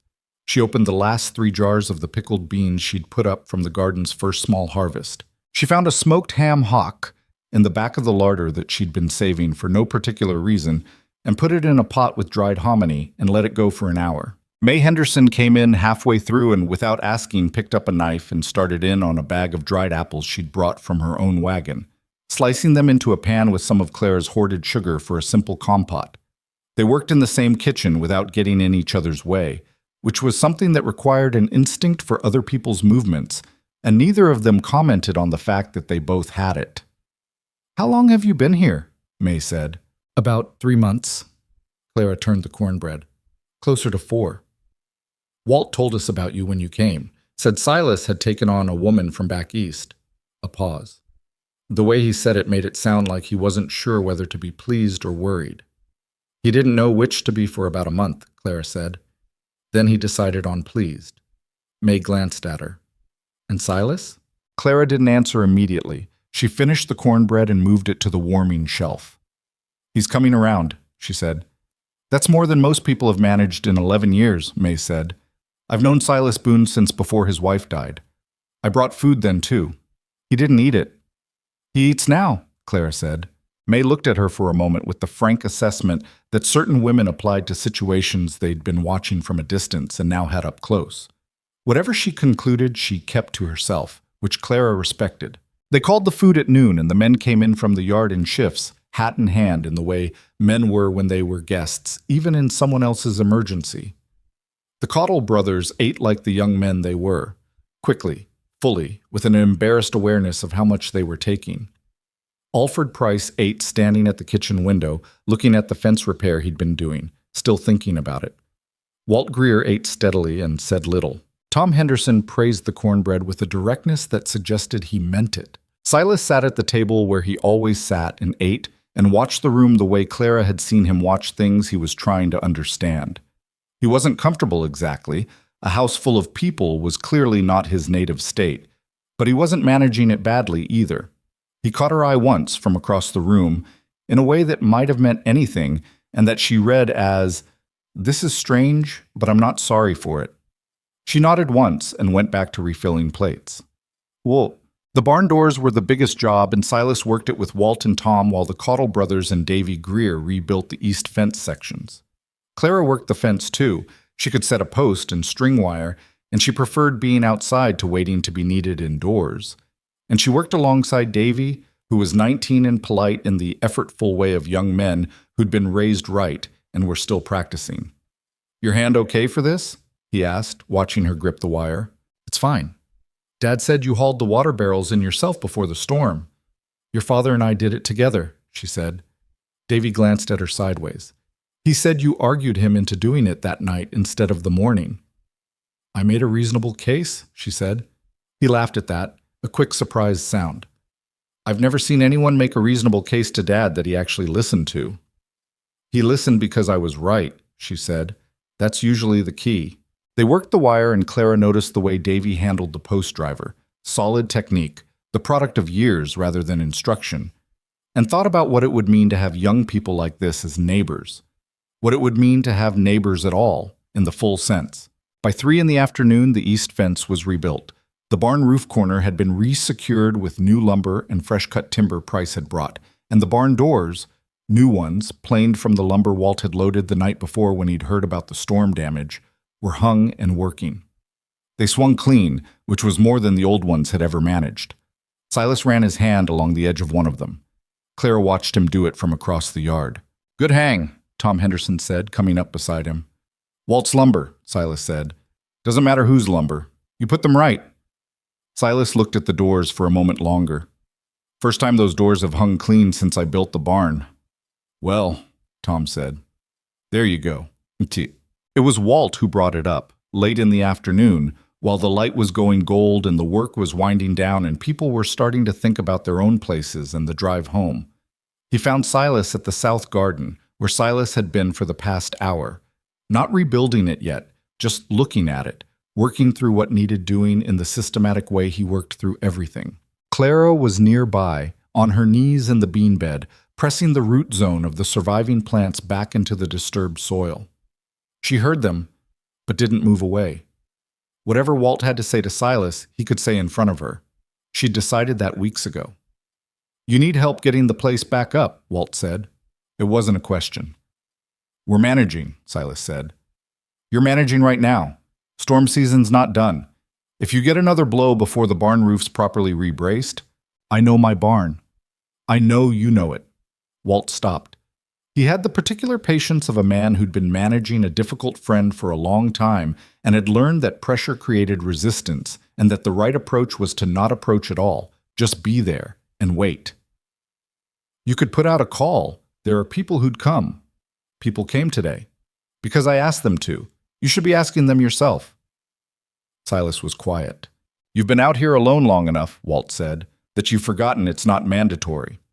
"I haven't forgotten anything." "Silas." Walt's voice dropped. She almost stopped working to listen more carefully and made herself keep pressing soil. "I knew Mara, too. You know that. I miss her, and I've missed her for 11 years, and I'm not going to pretend she didn't exist, or that losing her wasn't the worst thing. But what she would think of this, of you letting this place fall apart, of going 11 years without asking a single neighbor for help." "Don't," Silas said, flat and quiet. "All right," Walt said. "I won't." A pause. "But I'll say this. I sent for you a wife because I was tired of watching you disappear. I did it wrong. I know I did it wrong. But she's here, and what she's done to this place in 4 months is something Mara would have. Walt. All right. Silence. Clara pressed the last of the soil around the bean root and sat back on her heels and looked at the surviving plants. Ragged, most of their leaves gone, but rooted. Still rooted. Behind her, after a long moment, she heard Silas say, "If you want to bring people out Saturday to work on the roof brace properly, I'll feed them." A pause she could feel from across the garden. "You'll feed them," Walt said, careful. "Clara will feed them," Silas said. Same thing. She kept her face toward the garden, but she was smiling, which she allowed herself because no one could see it. "Saturday," Walt said. "I'll bring the boys." Saturday brought 9 people, different configuration from the first day. Some repeats, some new faces. A woman named Dora Price, Alfred's wife, who arrived with her husband and immediately sat down with Clara's composition book ledger, which Clara had left on the table, and began reading it with undisguised interest. "Is this your water accounting?" Dora asked, when Clara came in and found her. Clara stopped, considered being annoyed, decided it wasn't worth it. "Yes. And this? The spring basin? You built this yourself?" "Silas and I built it. The collection formula is different from what most people use around here." Dora looked up. She was a small woman, precise and direct, with the kind of intelligence that didn't make announcements about itself. "Where'd you learn the caliche ratio?" "Agricultural supplement, from New Mexico. I read it 8 or 9 times, waiting for something useful to come of it." "Can I copy this?" Dora held up the ledger. "The basin construction specifically. Alfred's been trying to get our East Spring working for 2 years, and I think we've been doing the walls wrong." Clara pulled out the chair across from her and sat down. "I'll walk you through it. The ratio varies depending on your soil composition. What does your east ground run? More sand or more red clay?" Dora told her, and Clara pulled the ledger toward herself, and they spent 45 minutes at the kitchen table while outside 11 people worked on her barn roof and rebuilt her south garden beds, and she felt something she could only call the strangeness of being in the right place. Not a perfect place. Not a solved place. The ranch was still damaged in a dozen ways that wouldn't be fixed today or next Saturday or the one after. The drought was still going, the creek still running low, the cattle still requiring calculations she ran every morning in the ledger before she'd let herself think about anything else. The south bedroom door was still closed, had been closed every day she'd been here, and whatever was in there, memories, grief, the specific architecture of a loss she hadn't earned the right to touch, was still Silas's, and she'd learned not to look at it too directly or too long. But she was at a table with a neighbor working through a real problem. Outside, men who didn't owe her anything were re-bracing her barn roof. Somewhere in the yard, she could hear Silas directing the work in the clipped, practical shorthand she'd come to know as his version of warmth. He didn't use more words than the job needed, but the words he used were clear. And men who weren't idiots could hear the difference between a man who wanted them gone and a man who was trying hard to be grateful. She thought, this is what it's supposed to look like. Not perfect, not easy, but this.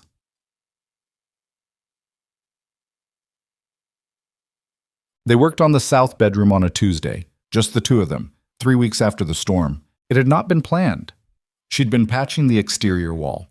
She'd identified the gap in the adobe she'd suspected since the first week, a hairline crack along the south-facing corner that let in heat, and in the storm had let in a fine spray of water that had stained the interior wall behind it. And she'd been working from the outside, remortaring the crack section by section, when Silas came around the corner of the house. He stopped when he saw what she was working on. She kept working, filled in another 4 inches of crack, smoothed it. "I can get the interior side from here," she said. "I don't need to go in the room." He didn't say anything for a moment. "The stain on the interior will dry out once the crack's sealed. Should be fine." He stood there.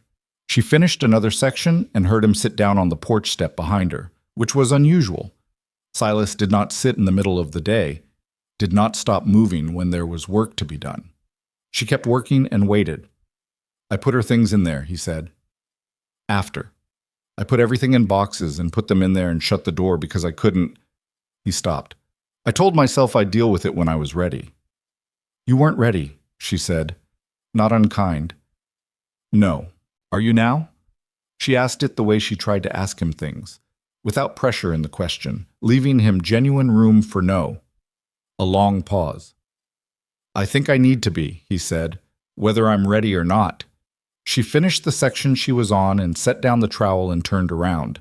He was sitting on the step with his hands between his knees, looking at the ground, the posture of a man trying to get ready for something by sitting very still. "You don't have to do it today," she said. "I've been saying that for 11 years. She sat down on the step beside him, not close, leaving appropriate room. The morning was already warm and would be intolerable by noon. "What do you want to do with the things in there?" He was quiet for a long time. "Some of it should go," he said. "The practical things. Her tools. She had a sewing kit and gardening tools I haven't used, things that are just sitting." He picked at the mortar dust on his boot. "Some of it I want to keep. The photograph, the melon seeds, what's left of them. The letter her father wrote her after the first winter. She showed it to me once. He said he was wrong about the land and wrong about me, and he was proud of her. Us."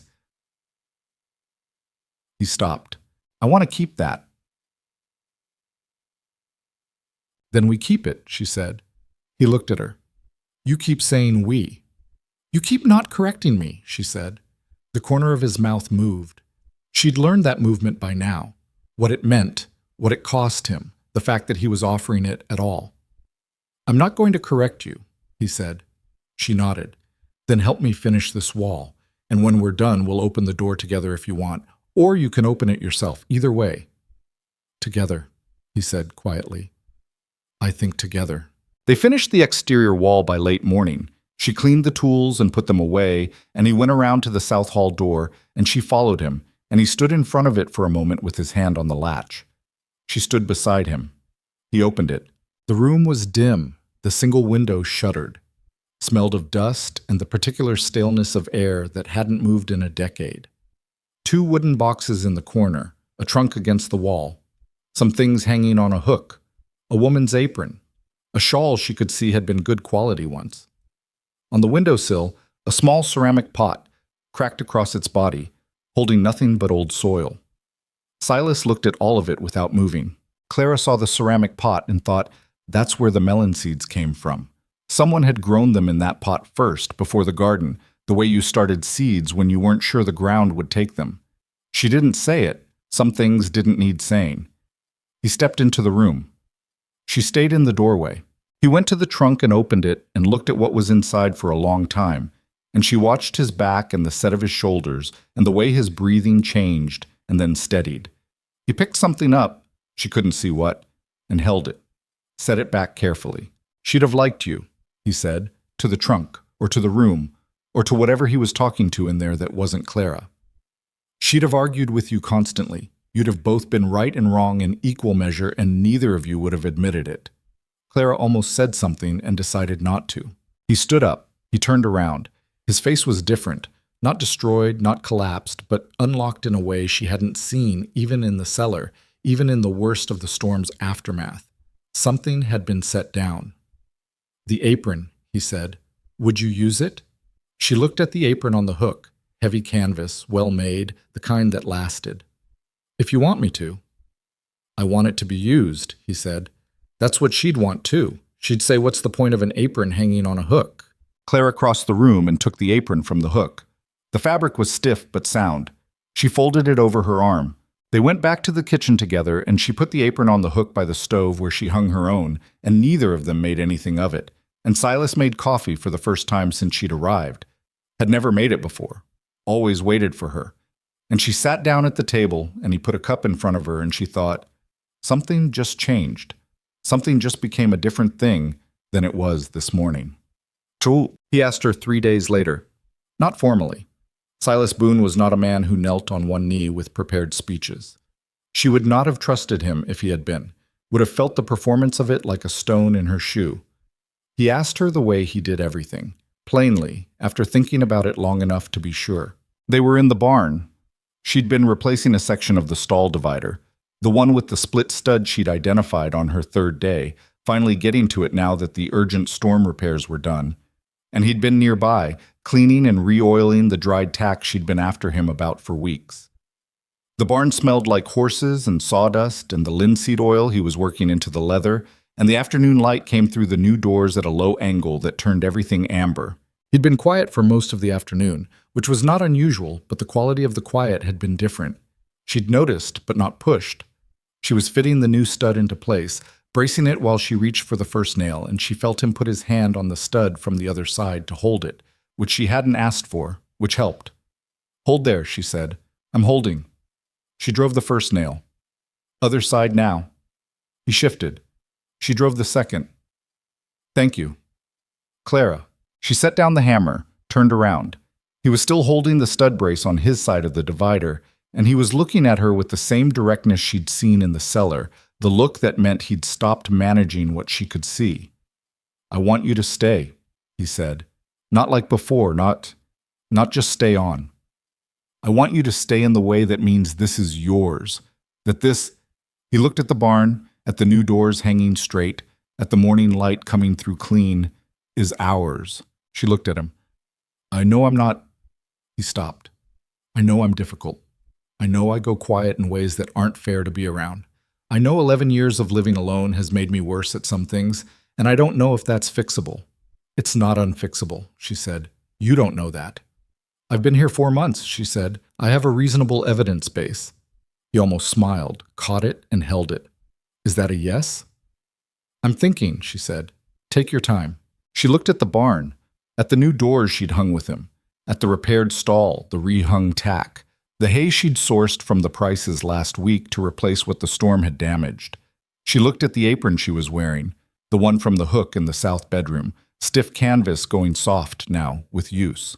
She thought about the 5-year projections in the composition book, the second water line, the fall planting she'd been planning, the rattlesnake melon plant, still alive against its salvaged stake in the garden, putting out 2 new leaves this week in the cautious way of things that had survived something and were deciding what to do next. She thought about the photograph on the hall table, the letter in the trunk from Mara's father, the ceramic pot with its old soil, which she'd quietly carried out to the garden and set next to the surviving melon plant, because that was where it belonged. She thought about the cellar and the dark and his arm under her hand. "Yes," she said. He nodded, a single nod. "That's it?" she said. "What do you want me to do?" "I don't know. Something. You could say something." He thought about it.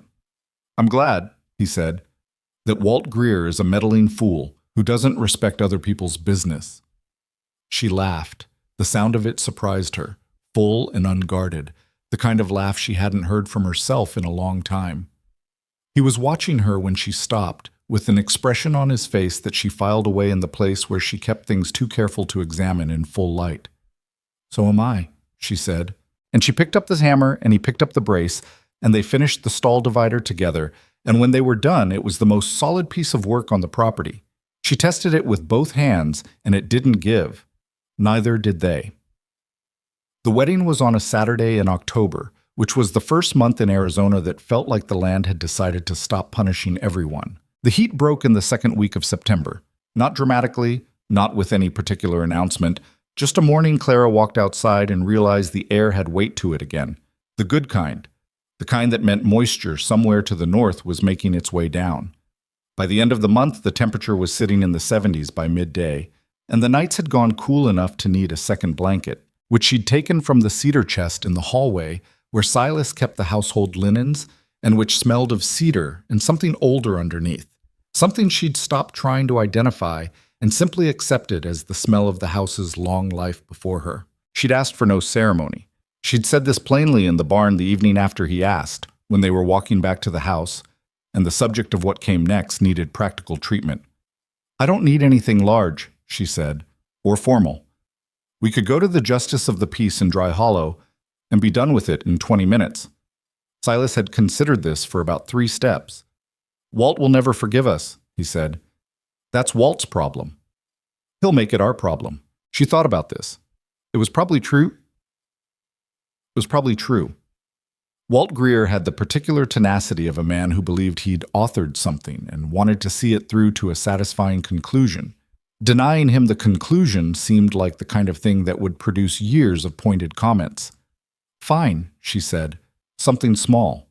At the ranch, the people who came after the storm. That's not small, that's 14 people. 14 people is small, she said. I have been to small. 14 is small. He didn't argue, which she took for agreement, and she wrote notes in the back of the composition book the following morning about what would need doing and in what order, which was how she approached all problems of substance. And when he found her at it, he looked at the notes over her shoulder and said, "You forgot the well cover needs reseeding before you have 14 people walking around the yard." And she added it to the list, and that was how the wedding got planned. May Henderson arrived at 7 in the morning on the Saturday, uninvited in the sense that no one had specifically said, "Come at 7," but the kind of uninvited that was actually essential.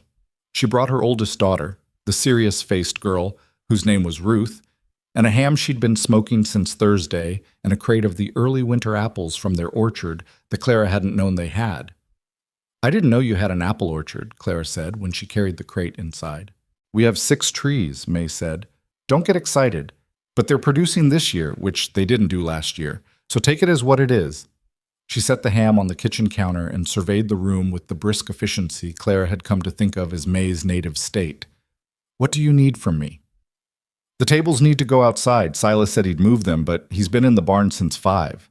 I'll get Tom to do it. Ruth, go find Mr. Boone and tell him his wife needs the tables moved." "I'm not his wife yet," Clara said.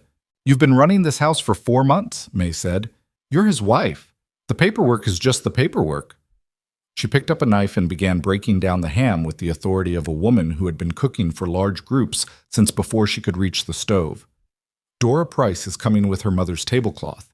I told her the mother's tablecloth is unnecessary, but she'll bring it anyway, so just let her put it out, and don't say anything about the stains on the end." "What stains?" "There are stains on the end. Family occasion, 20 years old, Dora's mother, don't say anything." "I won't say anything," Clara said, and put on the apron, Mara's apron, soft with use now, fitting the way good tools fit after enough time. And they worked the kitchen together the way they'd worked it the Saturday after the storm, and Ruth sat at the table shelling the dried beans Clara handed her, and did it without complaint, and that, Clara thought, said everything about how May Henderson raised her children. Walt arrived at 9 with Davy and 2 of the Caudle brothers, who appeared to have been brought because Walt wasn't sure what the occasion required and had erred on the side of more people rather than fewer. He came through the front door without knocking, which was his standard operating procedure on any property where he felt sufficiently at home, and stopped in the kitchen doorway when he found Clara and May. He looked at Clara.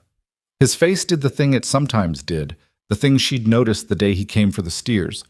That complicated expression that sat somewhere between satisfaction and the particular discomfort of a man who'd done something right by accident and wasn't entirely sure he deserved to feel good about it. "Morning," he said. "Morning," she said. "The fence on the west paddock needs checking before people are in the yard. Silas asked if you could look at it." He nodded. He started to go. Stopped. You seem well," he said, which was not what he'd started to say. She could hear the substitution. "I am," she said. "Good." He cleared his throat. "I'm sorry, by the way. For the letter. For going about it the wrong way." She looked at him for a moment. "You're forgiven," she said. "You've been forgiven for a while. I just didn't want to tell you too early, or you'd get comfortable." His face did something she'd never seen it do before. It went briefly, entirely, helplessly amused. He covered it quickly and went to find the west paddock fence. And she heard him talking to Tom Henderson in the yard, the sound of him comfortable and certain of his welcome, and she thought, this is what it looks like when a place has people in it. This is what it sounds like. Silas came out of the barn at 10 and stood at the yard's edge and looked at what had accumulated while he'd been inside. 3 wagons, 11 people so far, with Alfred and Dora Price still coming.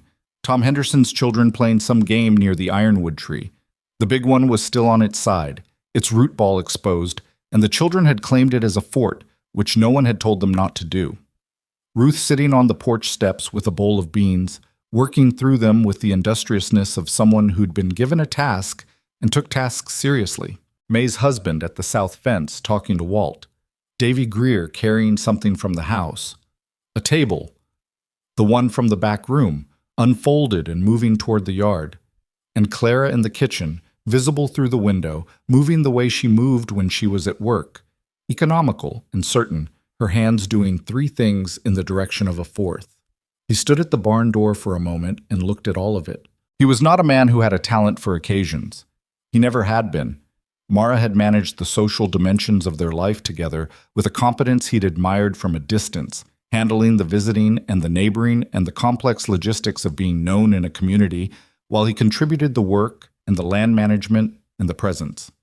He'd been better at presence in those years. After, he'd lost even that. He was not sure he had it back entirely. He suspected he didn't. But he was here, and the yard was full, and the barn doors were hanging straight, and the south garden had new beds running along the wall, and the melon plant had put out 3 fruit that were not large but were actual fruit, and the woman in the kitchen was going to marry him today. And he thought, this is what choosing looks like. Not the feeling arriving complete and certain, but the decision made in the absence of certainty. This is what Mara would have called getting on with it, in her particular dry way that meant she loved you and was not going to say so in a sentence you could make something sentimental out of. He went to get cleaned up. The justice of the peace from Dry Hollow was a man named Edgar Cass, 60 years old and built like someone who'd started out larger and been reduced by the climate over time.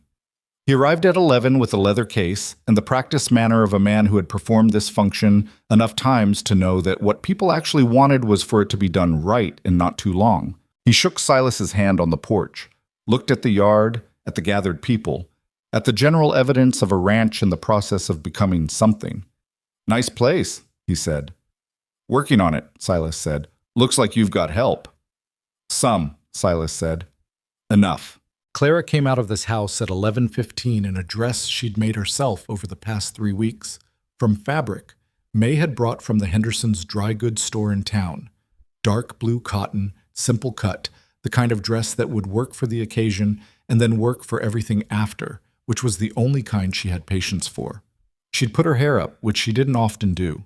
She was wearing Mara's apron over it, which she'd put on to finish the cooking and then taken off and folded over the porch railing. And when Silas came to stand beside her on the porch, she saw him notice the apron on the railing and look at her, and she saw him understand, and his face did the unlock thing, and she thought, all right, we're ready. Walt Greer, standing in the yard with his hat in his hands, cleared his throat audibly, which was as close as he came to calling for quiet, and the gathered people settled. Edgar Cass opened his leather case. It took 12 minutes. Clara had asked for nothing elaborate, and Edgar Cass provided nothing elaborate. The words were simple and direct, and she paid attention to every one of them, because she was not the kind of person who went through important moments on the surface of herself. She felt Silas's hand, rough and warm, and she felt the weight of what the words meant, not as performance, but as fact. This is the choice, stated out loud, in front of people, so that it exists outside the two of them, so that the world has been told. When it was done, Walt said finally, under his breath, and May elbowed him in the ribs, and the Caudle brothers, uncertain what was appropriate, clapped twice before stopping themselves. And Ruth Henderson, from the porch steps, smiled the small, serious smile of a child who had understood more of the preceding months than any adult had given her credit for. Silas looked at Clara. Well, he said. Well, she said back, are you going to feed all these people now? I've been feeding them since 7 this morning, she said. Come help me carry the food out. He followed her inside, and behind them, the yard filled with sound. The drought broke in November. Not gently. The first real rain came on a Tuesday afternoon with 2 hours of warning, the pressure changed, the cattle moving to the south corner, the quality of the light going strange and greenish at the edges, and Clara was at the spring basin checking the pipe joints when the first drops came, fat and deliberate, the kind of drops that meant business. She stood up and held out her hand and felt them hit her palm and looked at the sky where the clouds were the specific dark gray of actual weather rather than the theatrical gray of heat haze. She walked back to the house at a normal pace because she was not going to run, because she had been waiting for this long enough that running felt like giving the sky more credit than it was owed. She came through the kitchen door and found Silas at the table with the account books open, and she said, "It's raining." He looked up. She held out her hand, still damp. He was up from the table before she'd put her hand down and out the back door, and she followed him. And they stood in the yard together while the rain came down and the cracked earth began slowly to darken. He didn't say anything. She didn't either. The cattle in the south corner were making a sound she'd never heard from them. Low and steady, not agitated, almost like satisfaction. The melon plant in the garden, which had held through September and October and put out its 3 small fruit, and then gone to seed as the weather cooled, was getting rained on in the way things got rained on after a long time without, helplessly, completely, taking it in through every surface. She thought about the melon seeds she'd harvested 2 weeks ago and pressed between sheets of paper and stored in the tin in the back of the pantry, where Silas had kept the ones Mara brought from back east for 11 years. She thought about those seeds in their tin, waiting, and the rain coming down now, and next spring still months away, but coming whether anyone was ready for it or not. "The basin will fill," Silas said. "Yes. The creek, too. Probably flood the low end of the east pasture if this goes on." "I know. The fence there is solid." "I know it is." He paused. "You did that section." 2 weeks ago. I reset the posts 8 inches deeper than they were." He looked at the east pasture. The rain was heavier now, a real curtain of it, and the visibility at the far end of the property was going soft. "You've been working ahead," he said. "I work ahead," she said. "That's how I work." He glanced at her sideways the way he did when something struck him as worth noting without wanting to make a production of it. "The North Water Line," he said. "The second pipe run we talked about in the projections." "Spring," she said, "after the ground softens enough to dig. I was thinking we should extend it past the north pasture fence line, take it another 200 yards. She looked at him. He was still watching the rain. "That's farther than we planned." "The Hendersons' east property comes to within 300 yards of our north fence at the far end," he said. "If we ran a line that far, and they ran one from their side, we could potentially share the water source. Their east spring has been unreliable for 2 years. She looked at the north pasture, ran the numbers in her head, the pipe cost, the labor, the benefit of having the Hendersons owe them a water arrangement rather than cash. "Dora was telling me about that spring last week," she said. "The Caliche Basin we talked about might not be enough if the source is inconsistent." "No," he said. "It wouldn't be.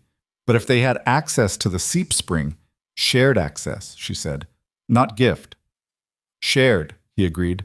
"Something equitable." She pulled her jacket tighter against the rain, which was cold now in a way that felt like October finally meaning it.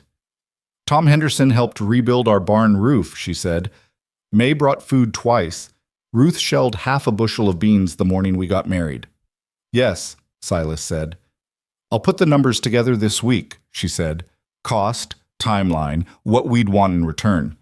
You talk to Tom." "I'll write over Thursday." "Take something," she said. "Don't go empty-handed. I know how to visit neighbors." "You knew how to forget how to visit neighbors," she said. "You're relearning. Take something."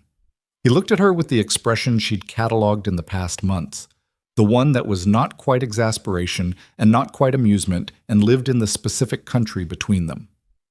"What would you suggest?" "The last of the melon harvest. The 3 we kept." She looked at the garden where the melon plant had gone to seed. "Mara grew them. Tom and May never had them. Let them taste them." He was quiet for a moment.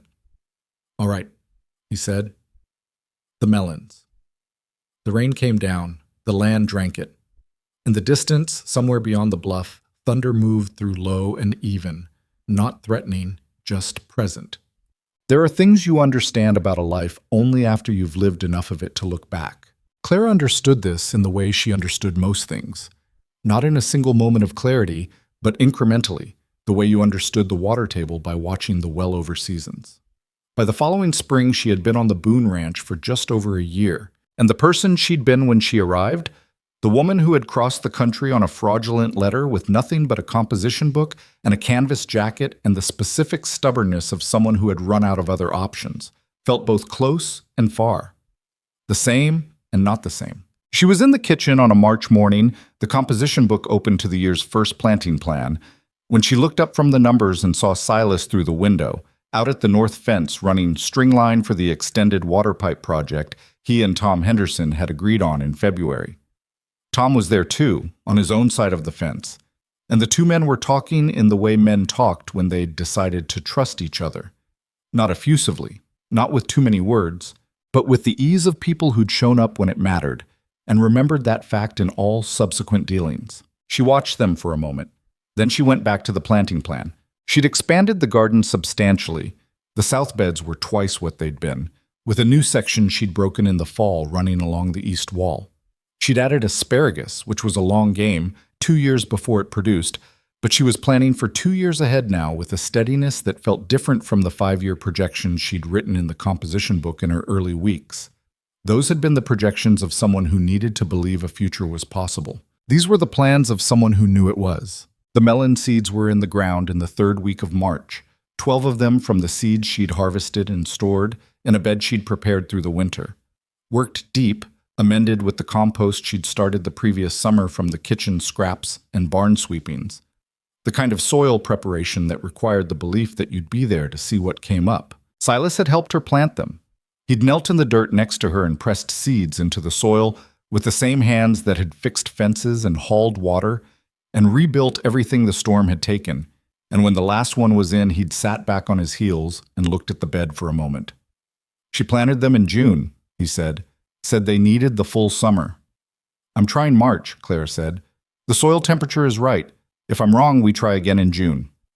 You're usually not wrong. About planting, I've been wrong plenty, she said. I lost the first squash planting last summer to cutworms. I should have put coffee grounds at the base. You didn't know about the cutworms. I do now. She smoothed the soil over the last seed. That's the whole thing, really. You don't know until you do. Then you know and you try again differently. He looked at the bed, at the smooth soil, the pressed-in rows, the small marker sticks she'd cut from a branch to indicate where each variety was planted.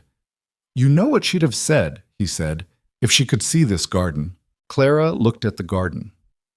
At the asparagus bed, the winter squash volunteers already pushing up from last year's seeds, the bean frames she'd rebuilt after the storm and reinforced through the winter.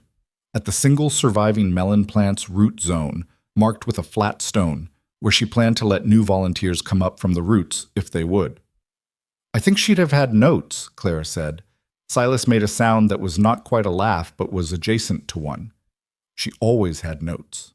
I would have had notes about her notes, Clara said. We'd have argued about the row spacing. She'd have won, Silas said. She was stubborn. I'm stubborn, Clara said. You're both stubborn, he said, in different directions. She sat back on her heels and looked at him. He was looking at the garden, and his face was the way it was now. Not closed, not managed, not the face of a man running out the clock on his own life. Open was too large a word for Silas Boone, but present, fully, genuinely present, in the place where he was, with the person beside him. She reached over and picked a piece of dry grass off his shoulder. He looked at her hand. Come inside, she said. I've got the planting numbers to go through before you ride to the Hendersons. I know the numbers. You know your half of the numbers. Come look at my half.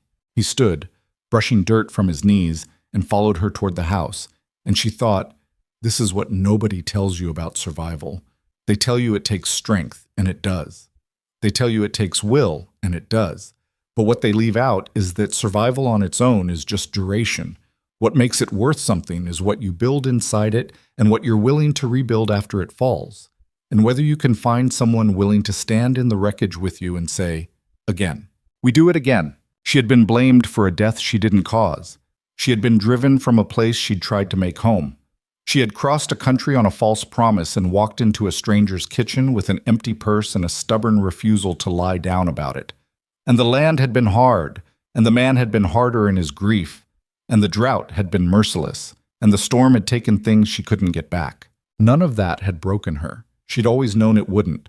What she hadn't known, what she couldn't have known, arriving at the door of a dead house with smoke rising from a cold chimney, was what building something real would feel like from the inside. The specific weight of it. The way it was never finished and never clean and never what you'd projected in the composition book and was better for all of that. More real. The North Water Line was finished in late April, and the day they opened the connection, a simple valve Alfred Price had machined for them in trade for Clara's Kalish Basin plans, which he'd used to fix his own spring. Tom and May Henderson stood on their side of the fence and watched the water run through, and May said, in her flat, direct way, "Well, that took long enough." "We've been here a year," Clara said. I know how long you've been here. May looked at the water. Alfred Price has been here 22 years, and his East Spring has been bad for 2. Nobody ran him a line. Alfred Price, Claire said, didn't ask. May looked at her. No, she said. He didn't. A pause. He wouldn't. Most people don't ask, Claire said. They wait for someone else to think of it. Is that a lesson? It's an observation. Clara watched the water move through the new pipe, steady and clear. Silas didn't ask either, for 11 years. No, May said. He didn't. He needed someone to show up anyway. She looked at the water line running across the boundary between properties, the pipe they'd laid together on both sides of the fence, the valve that connected 2 separate things into one system. That's what neighbors are for, I think. Not waiting to be asked, just showing up. May was quiet for a moment. My mother, she said, used to say that a good neighbor was worth 3 good relatives. Your mother was right. She was right about most things. I didn't appreciate it at the time. May turned back toward her property. Ruth wants to know if she can come help with the garden on Saturday. She's been asking for a month, and I keep telling her to wait until you're settled. Send her Saturday, Clara said. I'll put her to work. She wants to learn the planting system, May said. The rotation thing you explained to Dora. Clara looked at the garden, visible across the yard. The beds in their 3rd week of the season, the first seedlings coming up in the rows she'd planned through the winter. The melon bed, which she checked every morning, into which she had pressed 12 seeds, and from which, so far, 7 had germinated. Not all of them. Some of them hadn't taken. But 7 were up, pushing through the amended soil into the March warmth, doing what seeds did when the conditions were right and sometimes even when they weren't. Send her Saturday, Clara said again. There's plenty to learn. The first rattlesnake melon came ripe in late July. She found it on a Tuesday morning, checking the vines in the early light before the heat came. It was large, larger than she'd expected from the modest plants, long and pale green with dark striping, heavy in her hands when she lifted it. She pressed it, and it gave the way ripe melons gave, that specific give that meant yes, now, this one. She carried it to the house. Silas was at the table with the account books, a habit he'd developed in the past months. He'd started keeping the books himself, learning the system she'd built, adding his own columns for the cattle costs and the waterline maintenance. It was not how she'd have organized it, but it was functional, and she'd resisted the urge to reorganize it because it was his, and he was learning, and that mattered more than the columns being where she'd put them. She set the melon on the table between them. He looked at it. He looked at it for a long moment, the way he'd looked at the water in the spring basin when it first filled, the way he'd looked at the barn doors the day they hung straight. First one, she said. Yes. 7 plants made it, she said. 3 didn't. These are from the surviving seeds. The ones your wife brought from back east, that sat in that tin for 11 years, that I planted in March, not knowing what they were. Clara, I'm not making something out of it, she said. I'm telling you what it is. It's a melon that came from seeds she saved. It grew in the ground she worked, in a garden I built. Those things are both true, and they don't cancel each other out. He looked at the melon. She'd have wanted it eaten, he said finally. Yes, Clara said. She would have. She got a knife from the block by the stove and cut the melon open on the table, and the smell of it came up. Summer and sweetness. And something she couldn't name, something that belonged to this specific ground and these specific seeds and the particular combination of drought and rain and hard work that had produced it. The flesh was pale orange inside, dense and bright. She cut 2 slices and put one in front of him and kept one for herself. He took the first bite.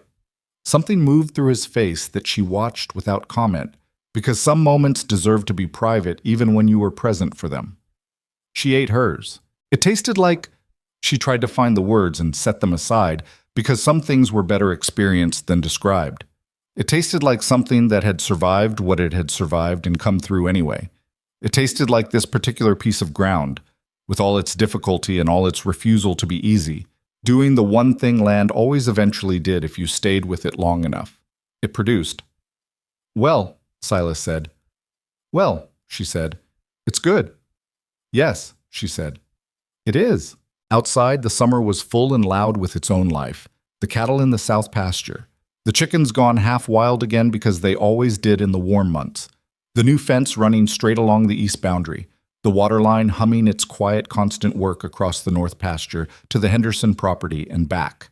The barn doors hanging clean, the porch boards solid under any foot that crossed them. The south bedroom open now, its window unshuttered, the morning light coming through it onto a floor swept clear, and a windowsill holding a single ceramic pot, cracked across the body, repaired along the crack with careful mortar. The kind of repair that left a seam you could see but held regardless.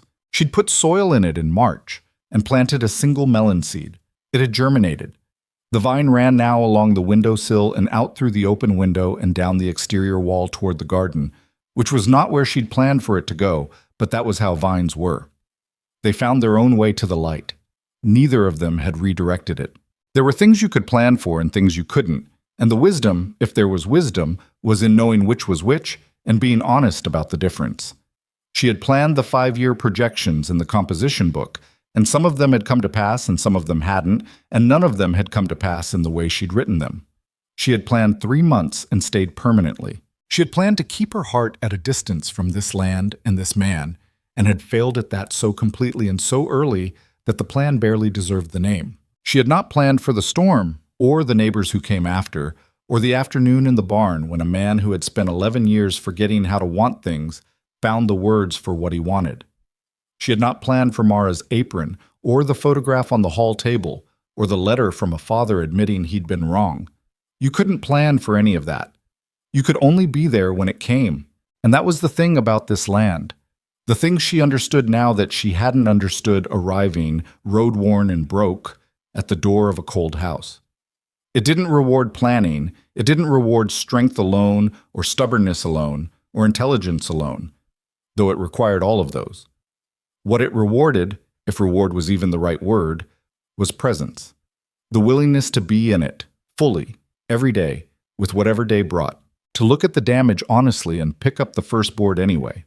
To plant the seeds in March, not knowing if they'd take and water them every morning regardless. To stay. She'd stayed. He'd stayed. The land had stayed, difficult and beautiful and indifferent, in the way that was not cruelty but was simply the truth of it.